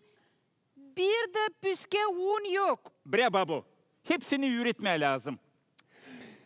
Git, süpürt unlu, çuvalları silk, da bekim toplanacak o kadarlık. Halizane. Ben öyle de yapacağım. Belki bir şey toplayacağım. Hadi o zaman. İyi gideyim.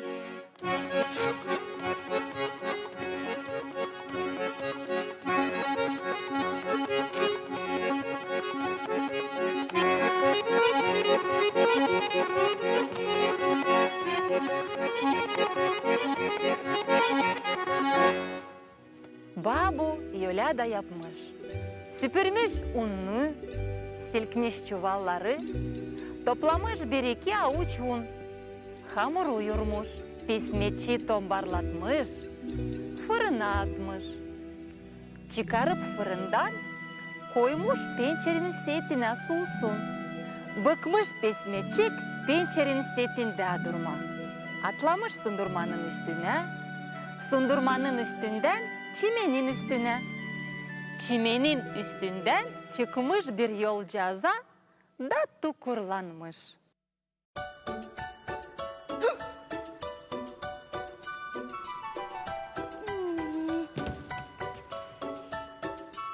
Hey! Hey! Ne oldu sana? Sen kimsin? Den kalabok. Sen kimsin? Ben tavşancık. Sen nereden buraya düştün? Ben düşmedim. Den tukurlandım.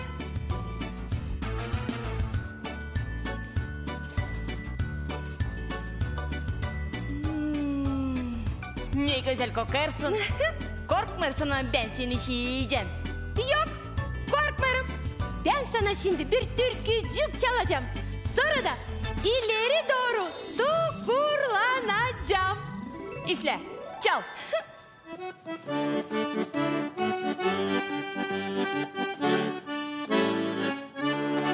Den kalabok. Akıllı benden hiç yok. Unluktan toplanma, çuvaldan silkinme, kaymakla yapılma, sette sudulma. Ben dadudan kaçtım, ben babudan kaçtım. Hem senden da tavşancık, kaçacağım nice balık. Kolabok, kolabok. Sen neredesin? Kaçtı.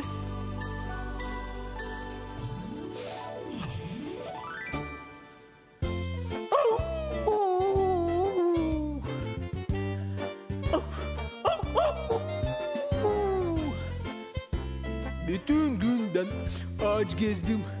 Kendime bir katık aradım. Ama bulamadım.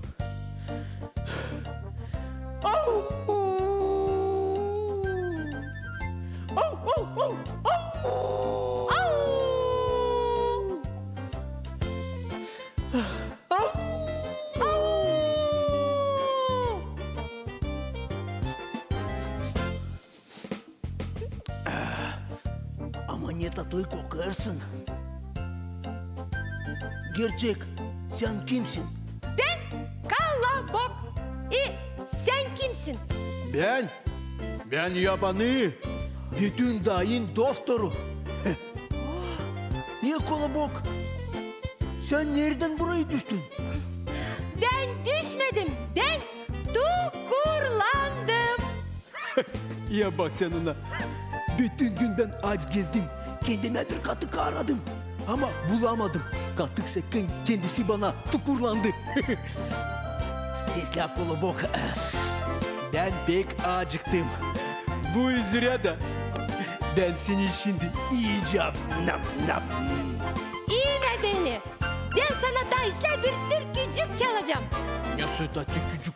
Tete bunu te.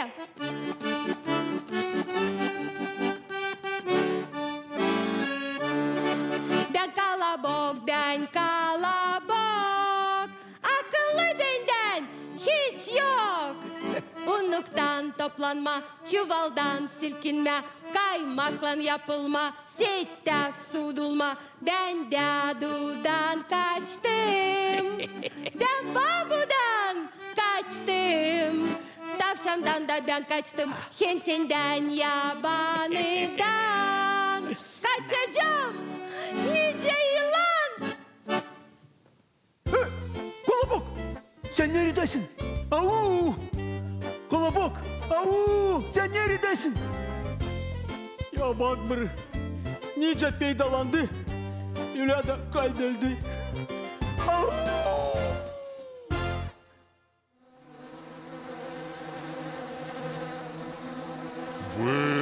Vız, yeter bızırdadınız kuvanlar. Öfkemi çıkartmayın. Hem gücenmeyin. Size de orada biraz bal kaldı. Şimdi ben rahatlanacağım. De burada yan geleceğim da dinleneceğim. Ah, ah, ah.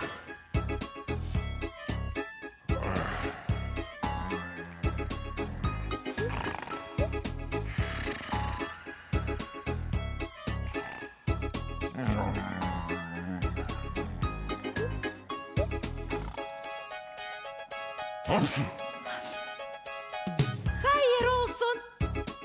Kim burada? Ben. Sen mi? Kimsin sen? Ben kalabok. Sen kimsin? Ben mi? Ben ayı.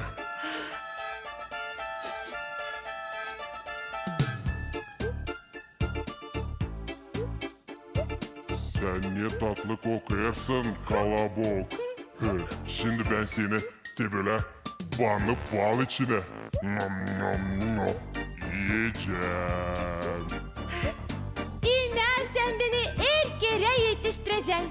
Sisle Tays'la benim türkümü. İsle ama türkünü uzatma.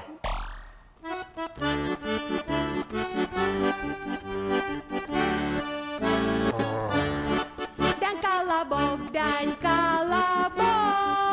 Akıllı benden hiç yok. Unluktan toplanma, çuvaldan silkinme, kaymakla yapılma, sette sudulma.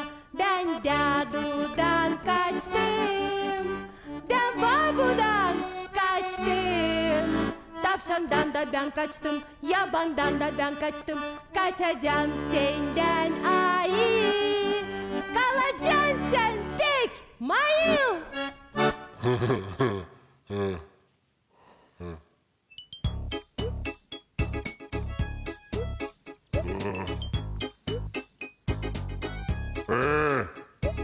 Kalabok!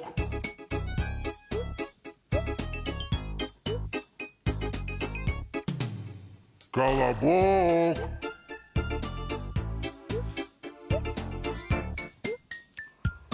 Kaybildi. Sıra gelecek balı yemeğe ekmeksiz.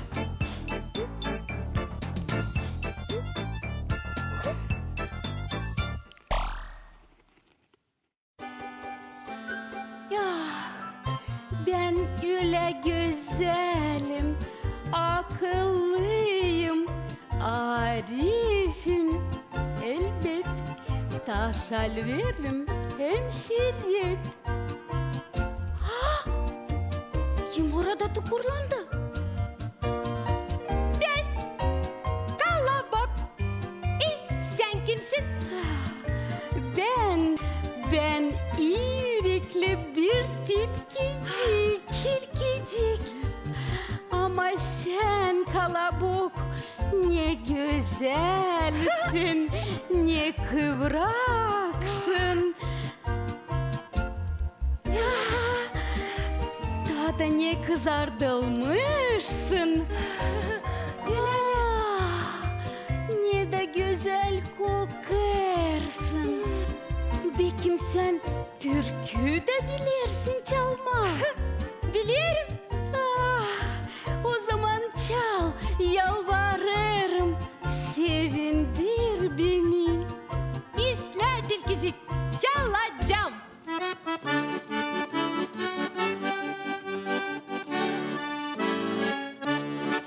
Ben kalabok, akıllı benden hiç yok.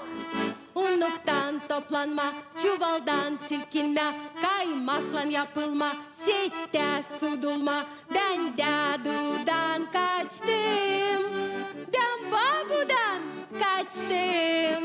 Tavşandan da ben kaçtım, yabandan da ben kaçtım, ayıdan da ben kaçtım.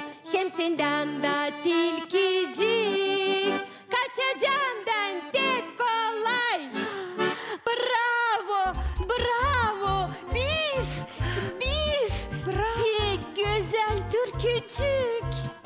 Yelene, yüle ah yolcum. Sadece var bir kusurum benim. Kusurun? Yüle, pek ihtiyarladım artık. Kulaklarım da prost işidir. Yalvarırım, otur burnumun üstüne da çal ta bir kere o türkücü. Çünkü öyle çalacağım daha bir kere. Oturmuş kalabok tilkinin burnusuna da çekitmiş çalma. Tilki onu bitkiyeden seslememiş. Kestirip yarım lafta açmış ağzını. Ham da yemiş onu. Görersin mi kızım ne olur ki onlarla? Kim sorulmadık uzağa çıkar. Hem ki onlarla kim hepsine inanır. Şimdi kızım al gözlemeyi. Olacağın kışas büyük hem güzel. Sağ ol Mamu. Mamu, ben de nice bir süre tilki.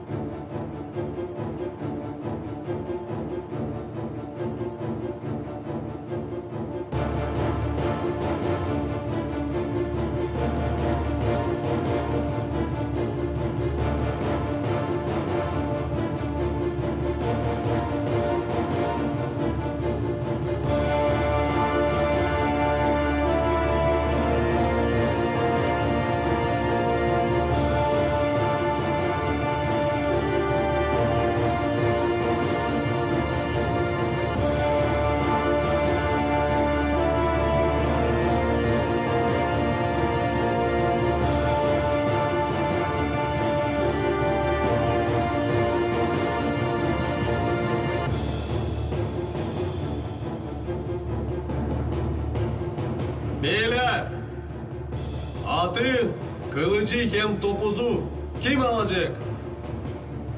Kazan Bey. Ben Allah.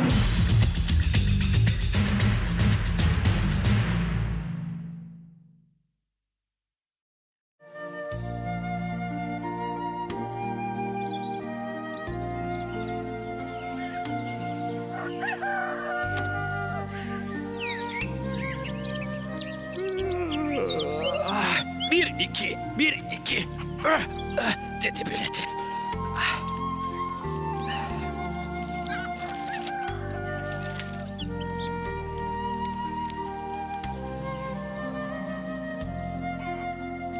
Zaman hayır olsun uşaklar. Siz beni tanıdınız mı? Ben iyi yürekli bir kedi. Adım da Leopold. Bilirsiniz mi? Bugün benden sevinçli hem nişanlı bir gün. Benim doğuma günüm. Dostlarım da olmalı gelecekler beni kutlama. Ben isterim onları bir şeyle ikram etme. Bu üzere de düşündüm yurtun sofrasına biraz balık tutma.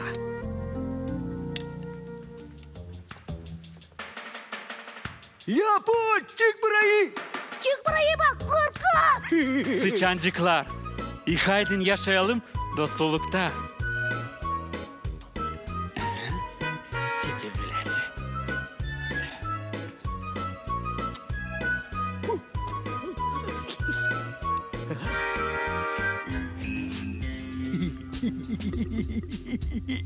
Yavaş mı? Saplar. Hadi hazırlanalım. Saplar.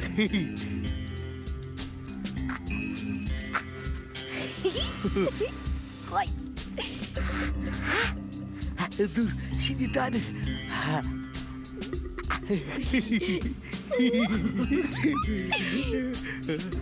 Şimdi tadır.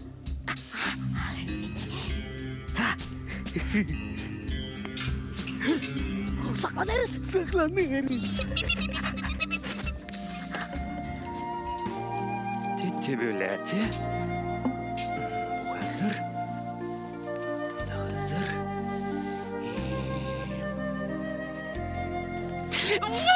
Vay miau.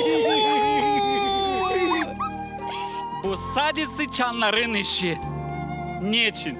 Niçin siz beni rahata bırakmıyorsunuz? Bugün benim de artık doğuma günüm. Ben hiç kötülük için hiç düşünmeye de istemiyorum. Sadece iyilik için. Sıçancıklar, ihya edin dostlukta yaşayacağız. İyi, gideyim ben.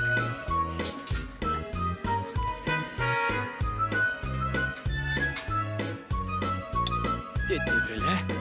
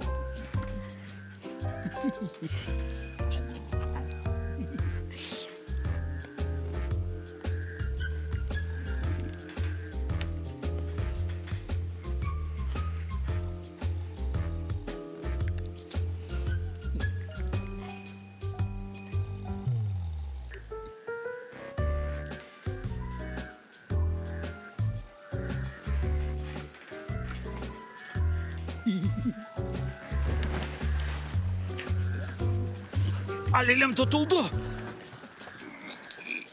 Yeah.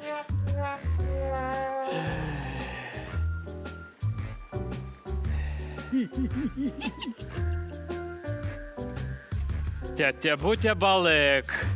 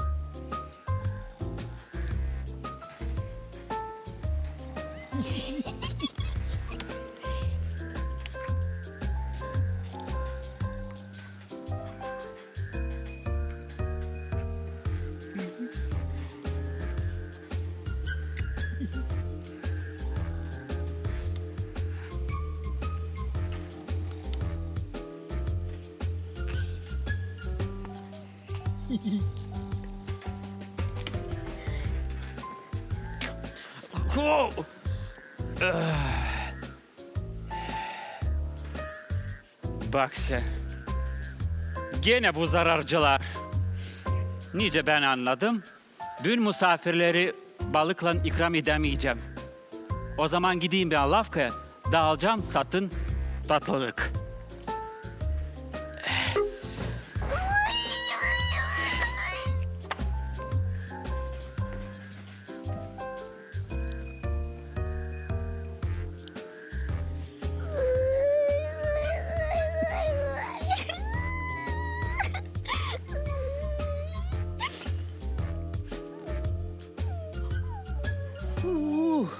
Ne yapacağız? Ne yapacağız? Şimdi gideceğiz onun evine. Da ona yeni bir sürpriz hazırlayacağız. Sürpriz mi? Nasıl da sürpriz? Tehdit buraya.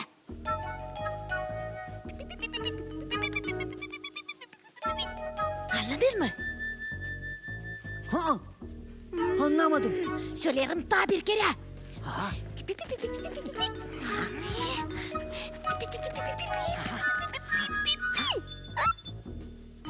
Anladın? Anlamadım. Ha, anladım. Gidelim. Gidelim.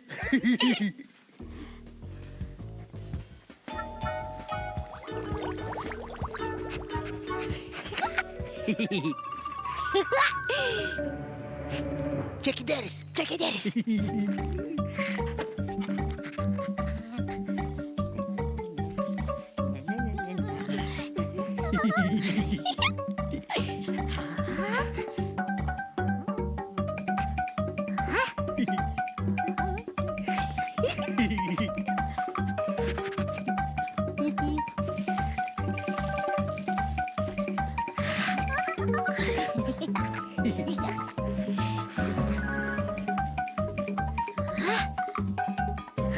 Güzel. Güzel.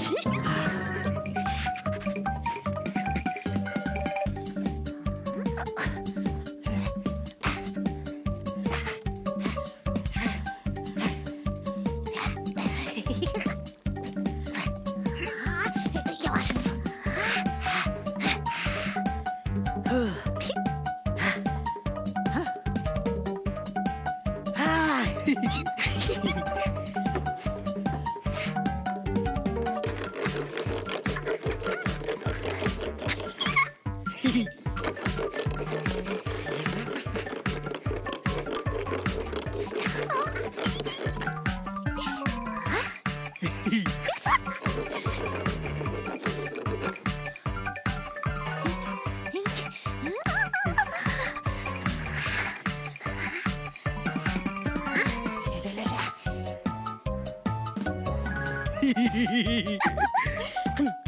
Bunu da.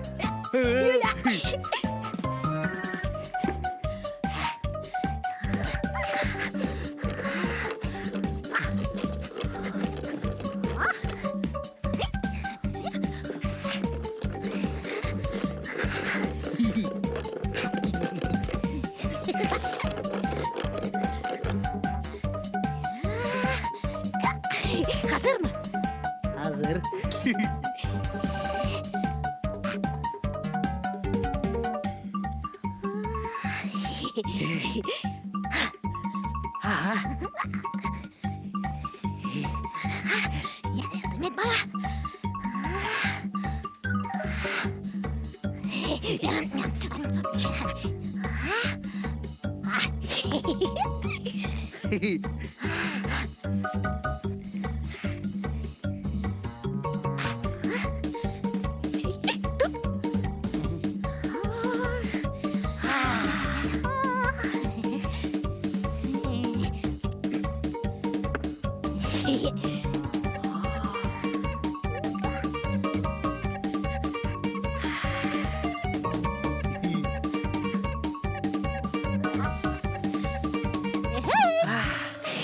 Niye?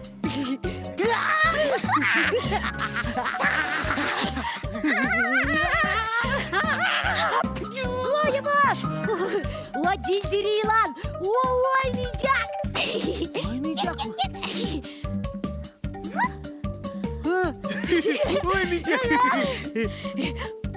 Leopold gelir. Aha. Saklanıyoruz. Saklanıyoruz.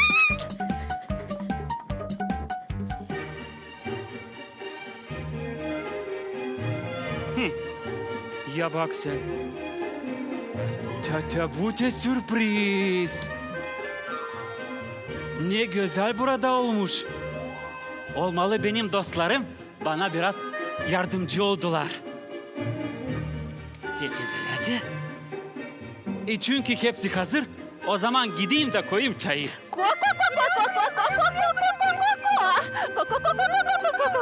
Zaman hayır olsun Leopold. Zaman hayır olsun Hayır Leopold. olsun. Kutlarız seni. Sağ ol. Kutlarız seni. Sağ ol Kokmarcık. Duma gününden seni, duma gününden seni, duma gününden Leopold. Biz kutlarız seni. Sağ olun. Leopold, biz geç kalmadık mı? Siz tam vakitinizde geldiniz. Buyurun yerleşin, oturun. Ben de gideceğim çayı koyacağım. Sağ ol.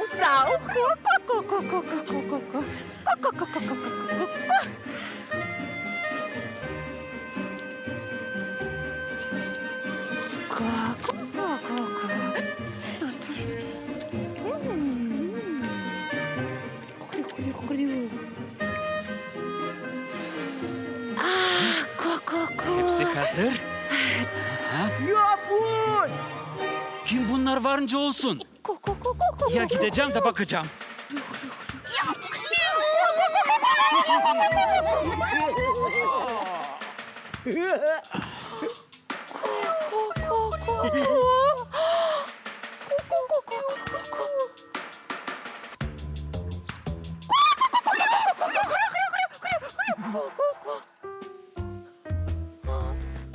Tavcak. Bu dildiri yılan. Bu oyuncak. Ya bak. Öyle mi? Dostlar. Gelin. Bu hepsi sıçanların işi. Haydi onları doğrudalım.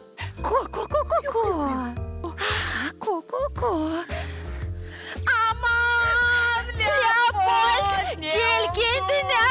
Yardım edin yalvarırım. Leopold. Gül! Aslı bu Oynayacak. Leopold'un korkudan yüzü patladı. Yardım edin.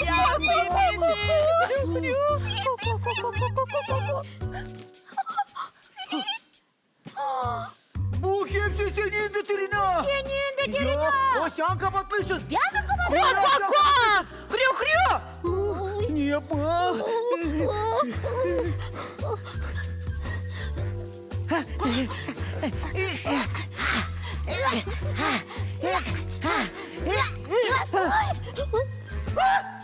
Leopold diri! Gel hep gidireyim. Hepsi isla.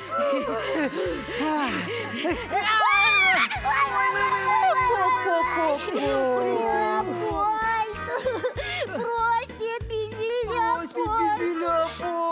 Elbet ki sizi ben prost ederim. Ama kaç kere söyledim. Hadi dostlukta yaşayacağız. Kayılsınız mı? Kayığız. Çünkü kayılsınız, buyurun sofraya. Ben getireceğim çayı. Ya. Ко-ко. Tete bilata.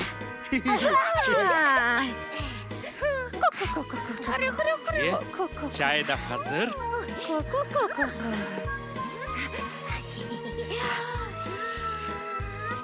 Tete veledi. Uşaklar, niye isli açan var dostları niye? Ко-ко-ко. Öyle mi? Юля. Kalın sağlıcakla. Ко-ко-ко.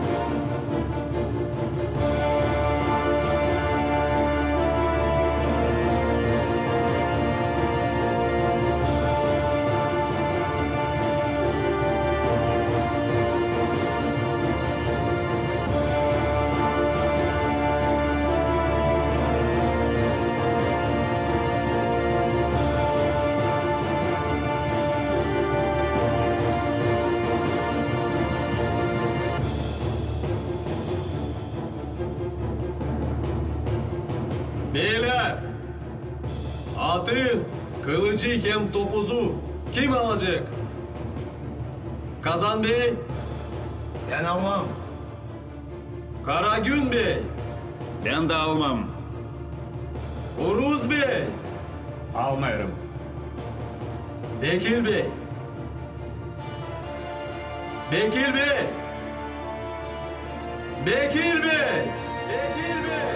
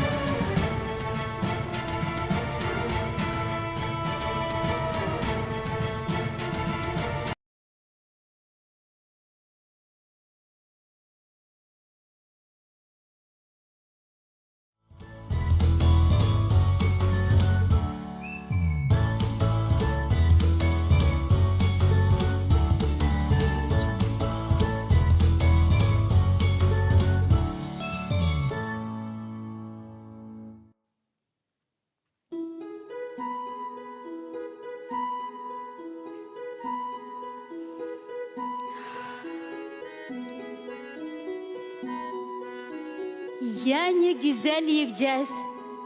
Dil büyük, dil küçük de. Kim acaba orada yaşar? Zaman hayır olsun uşaklar. Siz beğenirsiniz masal. Ben de küçükken pek beğenerdim sesleme, hem sihir etme masal. Bugün ya bu yiyeceğiz için ben size anlatacağım bir pek meraklı masal. Rusça onun adı Terimok. Ama Gagavuz dilinde kolsun kıvrak yiyeceğiz. Siz kayılsınız mı? O zaman çekidelim. İşitirsiniz mi? Ne soysa şıpırtı.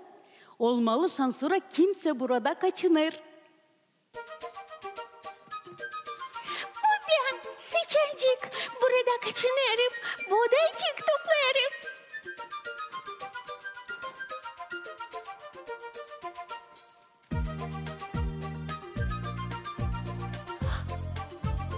Ama ne görelim ben?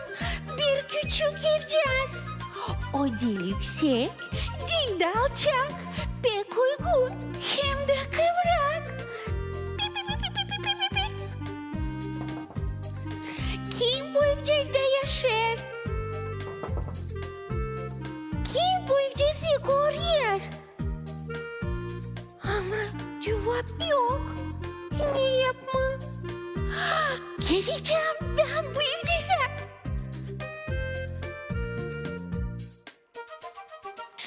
İçerilerse fit bomboş. O zaman burada ben yaşayacağım. Evcisi de koruyacağım. Kua, kua, ne zor bana. Kua, güneşlik yakar. Kua, yağmurcuk da yağmur. Kua, kua, kua. Ne görerim ben yiyeceğiz kıvrak. Orayı ben gireceğim kua kua.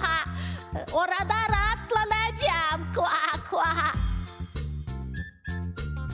Ama yenilkin soracağım kua kua kua. Kim bu evcezde yaşar kua? Bu ben Seçencik. Sen kimsin? Ben kurbağa. Kua kua kua. Kol ver evcezde rahatlanma kua. Gel benimle berabersin yaşayacağım. Hem körsenikleri de tutacağım.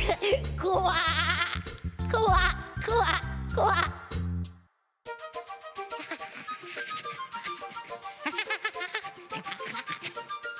Ya bak, niye şaşmalı? Yoksa düştüm ben burayı. Ama ne görelim ben? Dağın kenarında bir evcaz durar. Oradan da yoksa ses işitilir. Şimdi ben orayı yavaşçık yaklaşacağım. İğne kunu vuracağım. çorbacıları çağıracağım. Hey! Kim bu evcizde yaşar? Kim orada öyle pek şenlenir? Ben sıçacık. Pi pi pi. Ben kurbağa. Kua kua kua. Sen kimsin kua? Ben uzun kulaklı tavşancık. Kol verin beni de sizinle yaşama. Ne becerirsin sen yapma. Yukarı pek atlama. He he. Sen vakiti da geçirme.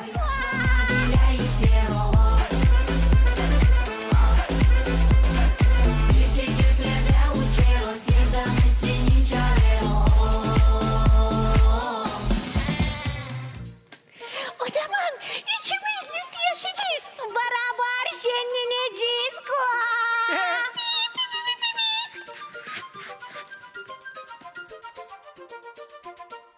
Pek uzadı bu yolcağız. Bacaklarım yoruldu biraz. Oh, ne görerim ben? Dil yüksek, dil alçak, bir evcez durar kıvrak. Kim bu evcezde yaşar? Kim beni misafirler bekler? Ben sıçacık. Pi pi pi. Ben kurbağa. Kua kua kua. Ben uzun kulaklı tavşancık. Sen kimsin? Ben arif bir tilkicik, bir aşıkta şal vercik. Ben sizinle yaşayacağım, hem tatlı yemeği da yapacağım. Gel bizimle yaşama. Yardım edeceğim. İmya yapma. He he.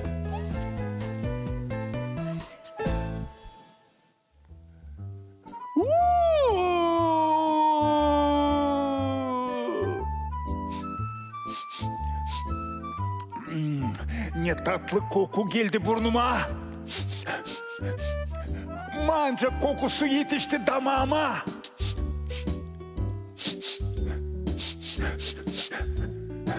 Sansın buradan koku gelir. Hey! Kim bu evcezde yaşar? Kim tatlı yemeği yapar? Ben sıçacık. Pi pi pi pi pi. Ben kurbağa. Kua kua kua. Ben uzun kulaklı tavşancık. Ben tilkicik, şal vercik. Sen kimsin? Ben keskin dişli yaban. Korkmayın. Ben iyi bir hayvan. İsterim size yardımcı olma. Elbet. Tabu evcezi koruma. Hem sizinle de yaşama. Kabul edeceğiniz mi? Gir. Beraber biz yaşayacağız. Düşmanları seninle korkutacağız. Sağ olunuz.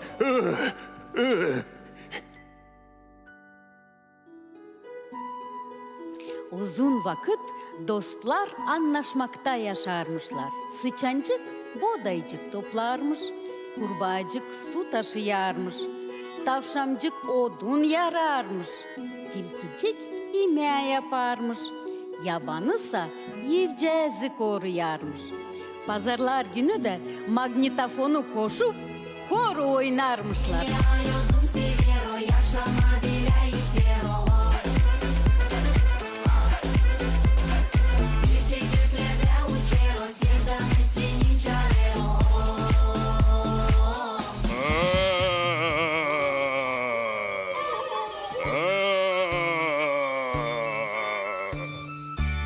Soy şamata yaparlar, uyuma hiç bırakmırlar.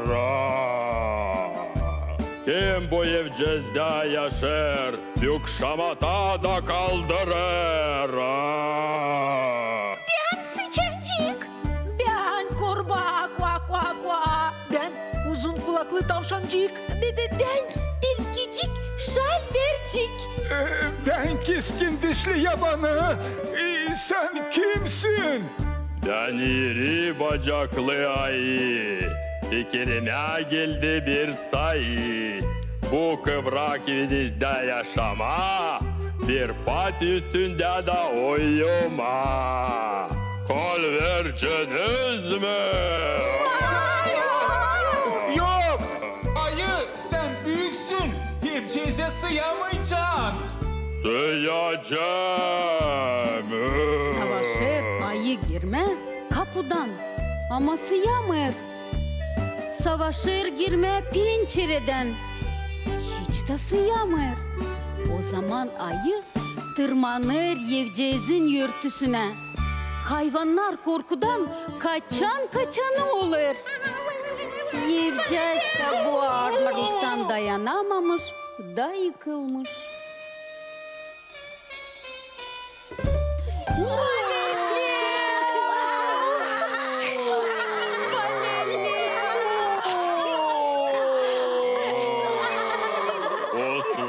Uslanınız. Biz beraber yeni büyük Yevcez yapacağız. Da hepsi birden tutunmuşlar işten. Kim taş taşarmış, kim ağaç kesermiş, yensir kakarmış. Da bitkiye pek kısa vakitte düzmüşler yeni güzel bir Yevcez.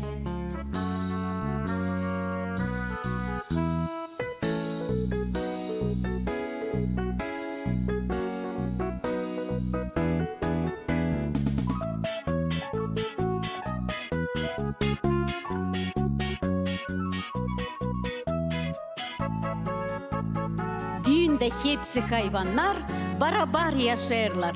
Pek güzel de anlaşırlar. Burada masalımız bitti.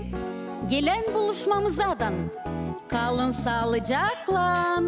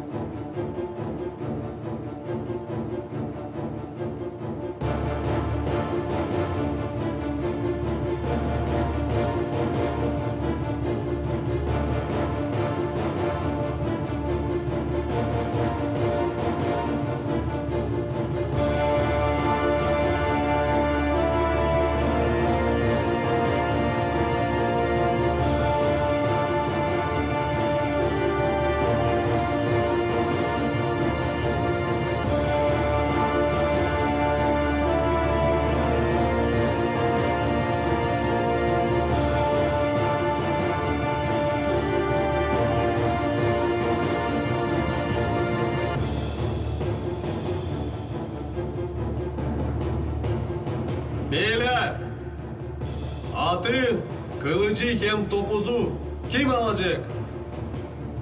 Kazan Bey, Ben almam.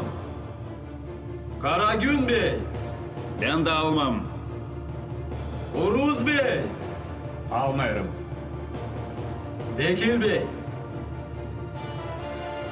Bekir Bey, Bekir Bey, Bekir Bey.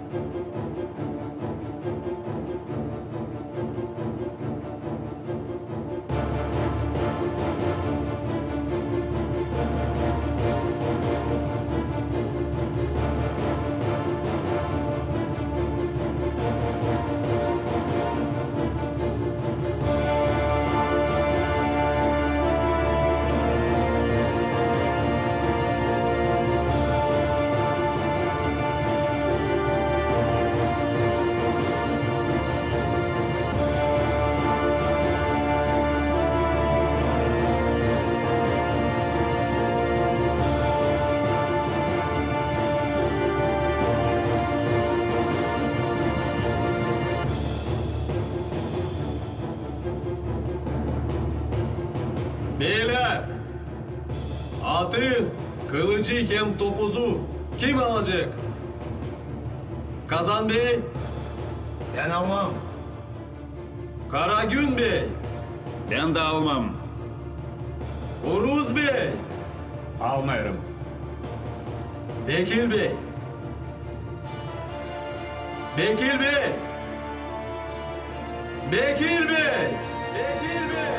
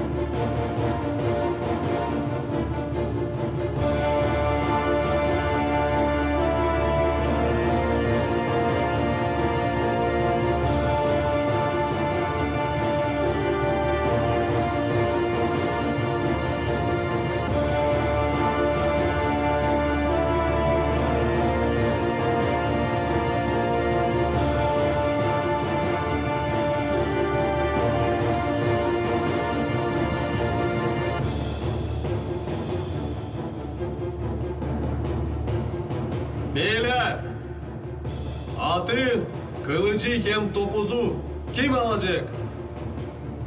Kazan Bey. Ben almam. Karagün Bey. Ben de almam. Uruz Bey. Almayırım. Bekir Bey. Bekir Bey. История развития Гагаузского театра берет свое начало в далеком 1991 году. Тогда был открыт первый самодельный театр «Умут». На его базе 26 декабря 1997 года был открыт Гагаузский национальный театр имени Михаила Чакира. Впоследствии в 2013 году театру решено было присвоить имя Диониса Танасоглу. Первым директором стал Петр Константинов, первым художественным руководителем – Валентина Узун и первым режиссером стал Михаил Константинов. Ныне он возглавляет Гагаузский национальный театр. İlk spektaklenin ağzından biz açtık perdeyi Gagauz Milli Tiyatrosu'nun. Первый спектакль, который открыл шторы Гагаузского национального театра, это спектакль «Оглан Кемлянка» по пьесе Диониса Танасогла. Этот спектакль поставил уже покойный Валерий Магутенко. Şimdi Былдар rahmetli oldu Sayın Валерий Магутенко. За период существования в стенах театра был поставлен целый ряд спектаклей для взрослых и детей. Целью актеров является сохранение, развитие традиций и культуры гагаузского народа. Национальный театр радует зрителей не только автономией, но и любителей театрального искусства за рубежом. Мы начали выступать на различных международных фестивалях, чтобы показать, что есть гагаузский народ, есть гагаузский театр. Var Gagauz tiyatrosu çünkü var Gagauz tiyatrosu var Gagauz halkı da. Tiyatro'nun açıldığında tiyatro aldı yüksek bir uğur. Театр работает на высоком уровне. Каждый год мы повышаем свой уровень, наш профессионализм и хотим показать, что у нас есть театр, и мы стали больше работать на гагаузском языке.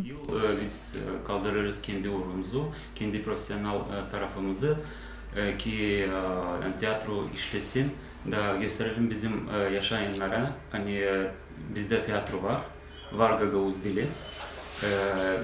Daha sıkça işleriz biz Gagauz dilinde. Театральное искусство – одно из самых трудных, ведь оно сочетает в себе литературу, актерскую игру, музыку. Чтобы сделать качественный спектакль, необходимо много усилий большого количества людей, и от каждого из них зависит успех постановки. Все службы дополняют друг друга. Спектакль качественный тогда, когда все работает в тандеме. Актер делает исполняет свою задачу, режиссер дополняет. Режиссер по звуку однозначно несет очень большую ответственность. Все несут в целом. В Национальном гагаузском театре работают 26 человек. В творческую группу входит 15 человек. Однако директор Михаил Константинов подчеркнул, что театр нуждается в молодых актерах. Zor aktör tarafından bizde genç aktörler yıllar hızlı geçiyorlar. Biz Сложно с молодыми актерами. Время быстро идет, мы стареем. У нас есть один молодой актер. Это Андрей. Новая кровь нужна театру. Андрей geldi bizim tiyatromuza genç aktör ama bize lazım daha yeni şkolayla yeni kan öncesiyle tiyatromuza lazım bizim grubumuza lazım. Ben öğrendim bu uğurda. Önce ben kabul ettim. Колледжда öğrendim, kabul ettim bu. Я учился на актера, закончил колледж. После сразу пришел работать в этот театр. Мне подходят все роли веселых персонажей. Мне больше всего нравятся юмористические роли. Ben sayarım kendimi daha pek yumor aktör. İsterdim yumor tarafından oynama öyle roller. 27 марта во всем мире отмечается Международный день театра. Это праздник всех деятелей театрального искусства. К празднику Гагаузский национальный театр подготовил онлайн-марафон. Поклонники искусства смогут посмотреть спектакли на официальном сайте Национального гагаузского театра, а также на YouTube-канале и в социальных сетях. Показ начнется в 11 часов и продолжится до 8 вечера. История развития Гагаузского театра берет свое начало в далеком 1991 году. Тогда был открыт первый самодельный театр «Умут». На его базе 26 декабря 1997 года был открыт Гагаузский национальный театр имени Михаила Чакира. Впоследствии в 2013 году театру решено было присвоить имя Диониса Танасоглу. Первым директором стал Петр Константинов, первым художественным руководителем – Валентина Узун и первым режиссером стал Михаил Константинов. Ныне он возглавляет Гагаузский национальный театр. İlk spektaklenin ağzından biz açtık perdeyi Gagavuz Milli Tiyatrosu'nun.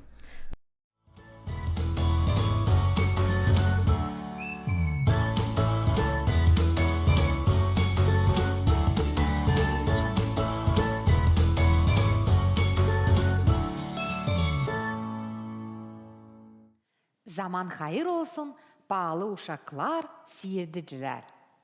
Hoş buluştuk. Bugün ben size anlatacağım bir masal, hangisinin adı Tavşancığın Evi. Oturun da yakışıklıca da seyredin. Bir vakit varmış, bir vakit yokmuş, yaşarmış bir tilki hem tavşancık. Tavşancığın evi ağaçtanmış, tilkinin evi de buzdanmış. Tilki hep ünermiş, benim evim güzel, şafklı. Te gelmiş ilk yaz, tilkinin buzdan evi hepten yermiş. Tavşancık! Tavşancık! Ne? Kol versene evcizine gireyim. Yok, kol vermeyeceğim. Sen söyledin, hani benim evim değilmiş güzel, değilmiş aydınlık. Yalvarırım, sadece bir geceye. İsle.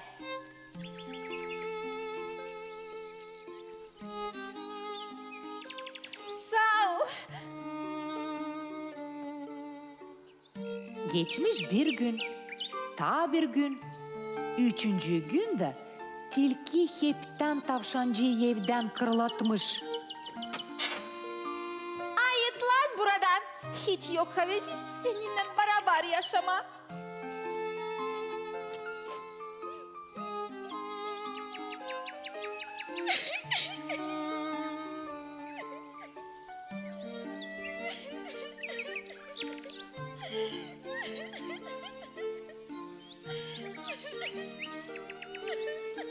Bul. Bul. Sen ne için ağlıyorsun tavşancık? Nasıl ben ağlamayayım dostum? Benim güzel ağaçtan yapılı bir evim vardı. Ama tilki beni evimden kovaladı. Sen ağlama tavşancık. Şimdi o tilkiyi kovalayacağım. Öyle mi? Bul.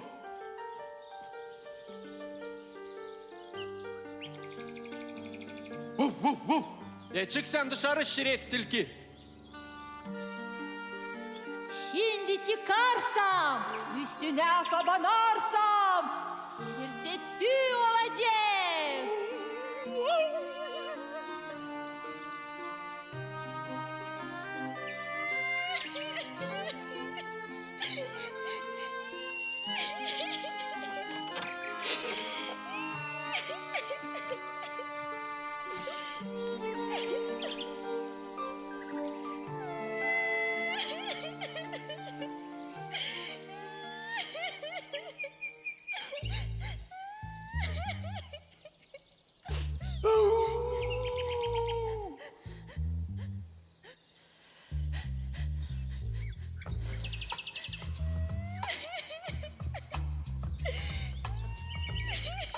Sen ne için ağlarsın tavşancık? Nasıl ağlamayayım yabanı? Benim bir güzel evim vardı. Ama tilki beni evimden kovaladı. Kovaladı mı? Sen ağlama tavşancık. Şimdi ben o şiret tilkiyi kovalayacağım. Yok, kovalayamayacağım. Kovalayacağım. Hadi gidelim.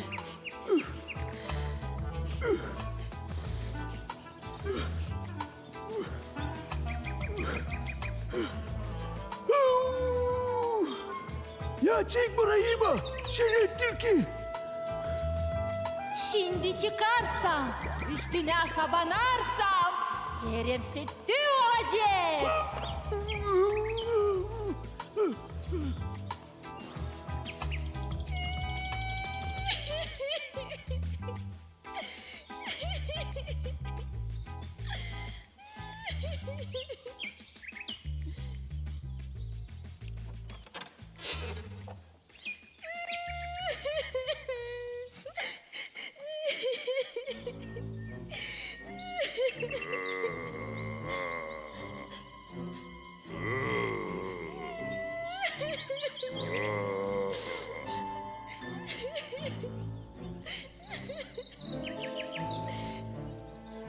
Sen niçin tavşamcık ağlarsın?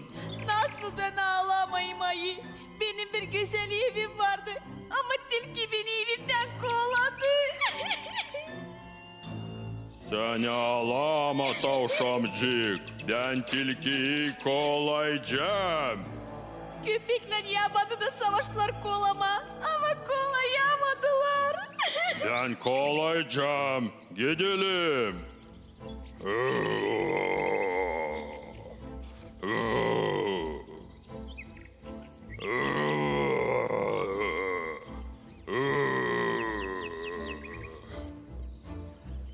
Ya sen çık şiret tilki. Şimdi çıkarsam, üstüne kabanarsam, her setti olacak.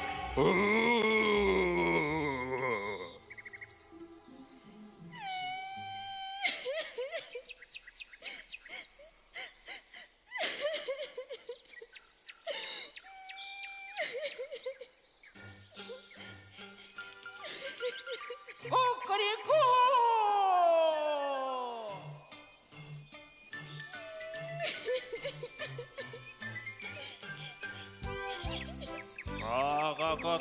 Ko. Sen niçin ağlarsın tavşamcık? Nasıl ben ağlamayayım Koroşuk? Benim bir evim vardı. Ama tilki beni evimden kovaladı. Köpek de savaştı. Yabanı da savaştı. Ayı da savaştı. Ama kimse onu kovalayamadı. Korktular da kaçtılar. Ko. Kukuriku!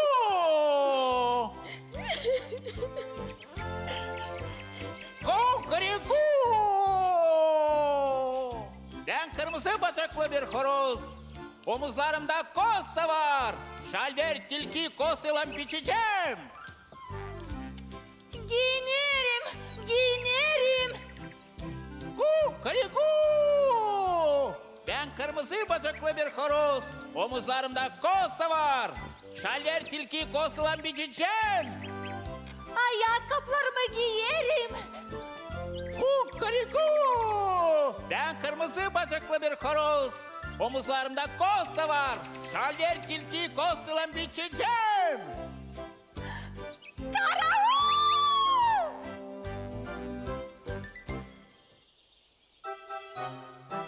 Tilki korkudan dağ içine kaçmış, o zamandan beri onu kimse görmemiş. Horozla da tavşancık uslulukta beraber yaşarlar.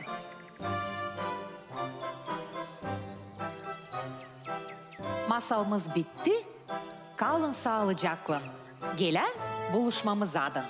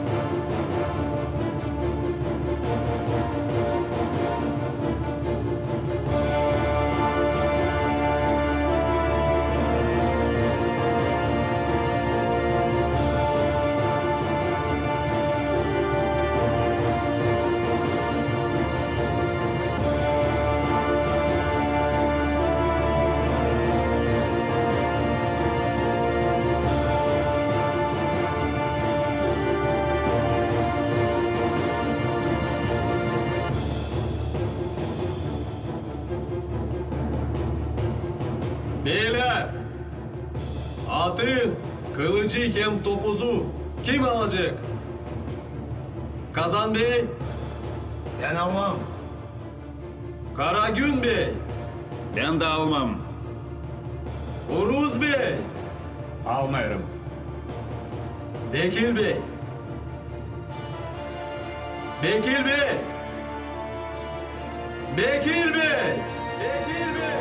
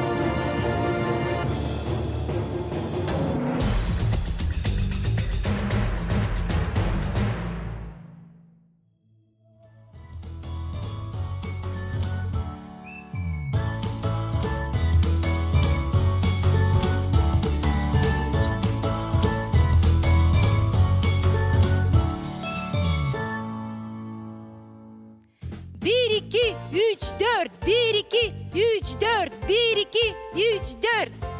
Selam uşaklar. Seyrediciler, uşaklar. Siz lazım bilesiniz. Hani bu dünyada en pahalı sağlık. De ben de size bugün anlatacağım bir masal. Sağlık için. Buyurun da seyredin. Bir vakitler varmış, bir vakitler yokmuş. Bir dağda yaşarmışlar anlaşmakta hem dostlukta. Çok türlü hayvanlar hem kuşlar. Her gün onlar toplanarmışlar derinin yanında. Gimnastika yaparmışlar, yıkanarmışlar hem de dişlerini paklarmışlar. Tekrar bu vakit onlar lazımdı toplansınlar. 1, 2, 3, 4. 1, 2, 3, 4. 1, 2, 3, 4. 1, 2, 3, 4. 1, 2, 3, 4. 1, 2, 3, 4. 1, 2, 3, 4. Lazım kalkma her sabah üşenmeme. Lazım her sabah gimnastika yapma. Her sabah yıkanma, dişlerini de paklama. Şimdi gidelim. Zıpkalarımızı yıkayalım. Dişlerimizi de paklayalım. Hayır, zaman Sağlıkta bulunalım. Gidelim yıkanma dostlar. Gidelim. Ya yok olun buradan. Aferin Supatkan'ı. Ama niçin? Bugünkü günden bu dere şan sonra benim. Da yok diye suyu bulandırma. Kirli pançalarınızla. Biz ama bu derede sabah akşam yıkanırız. dişlerimizi paklarız. Öyle. Hem de kulaklarımızı da çarpalarız. Senin kulakların tavşan. Büyük. Onları çarpalamadın. Bu derede su yatmayacak. Ama sen fenaysın. Nasıl varım? Bu benim suyum. Benim derem. Yıkanma size burada bırakmayacağım. Hadi yok olun buradan. Yafkımı çıkartmayın.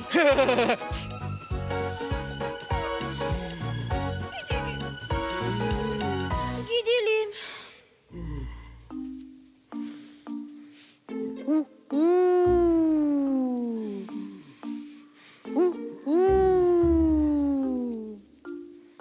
Sabah hayır olsun dostlarım. Hayır olsun.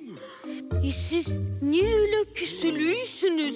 Kim sizi gücendirdi? Supatkan'ı. O bizi kol vermer derede yıkanma. Nice öyle kol vermer? Yala, kol vermer. Dedi yani bu dere şan sıra onun. Dokuladı bizi. Oradan. Oo, bu iş kötü.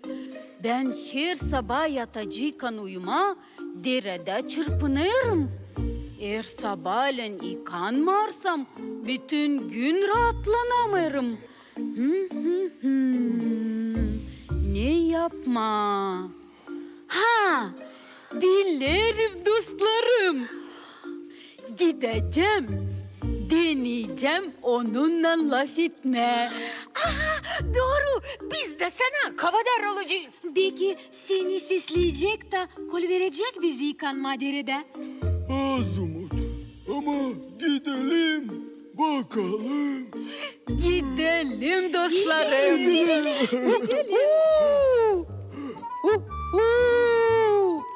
Hey, su patkanı. Ne sana? Sen niçin kol vermiyorsun benim dostlarımı dişlerini paklasınlar? Niçin kovaladın onları? Ben dişlerimi hiçbir zaman paklamıyorum.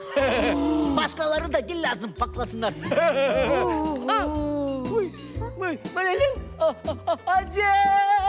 Ne oldu? Kurtarırım.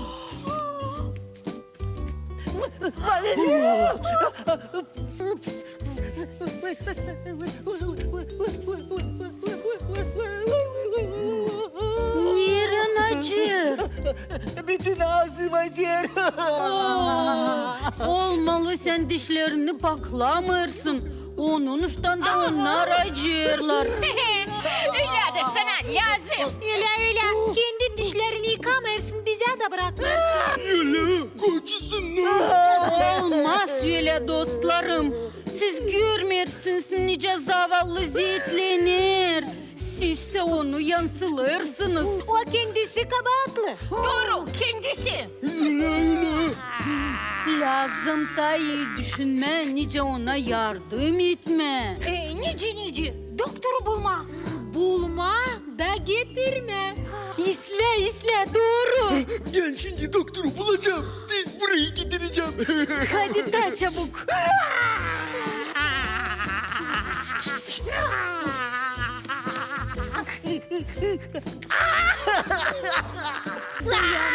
Dayan birazcık dayan. Zaman hayır olsun. Hayır olsun. Kim burada hasta? Ben. Ne oldu? Dişlerim acıyor. Ya aç ağzını. Yani püsürlü burada. Ne kadar gübür toplanmış dişlerin aralarında. Nice ben biliyorum. Su patkanları severler paklık, kim kırnaklık. Sen ama kime benzersin? Ya tutun onu.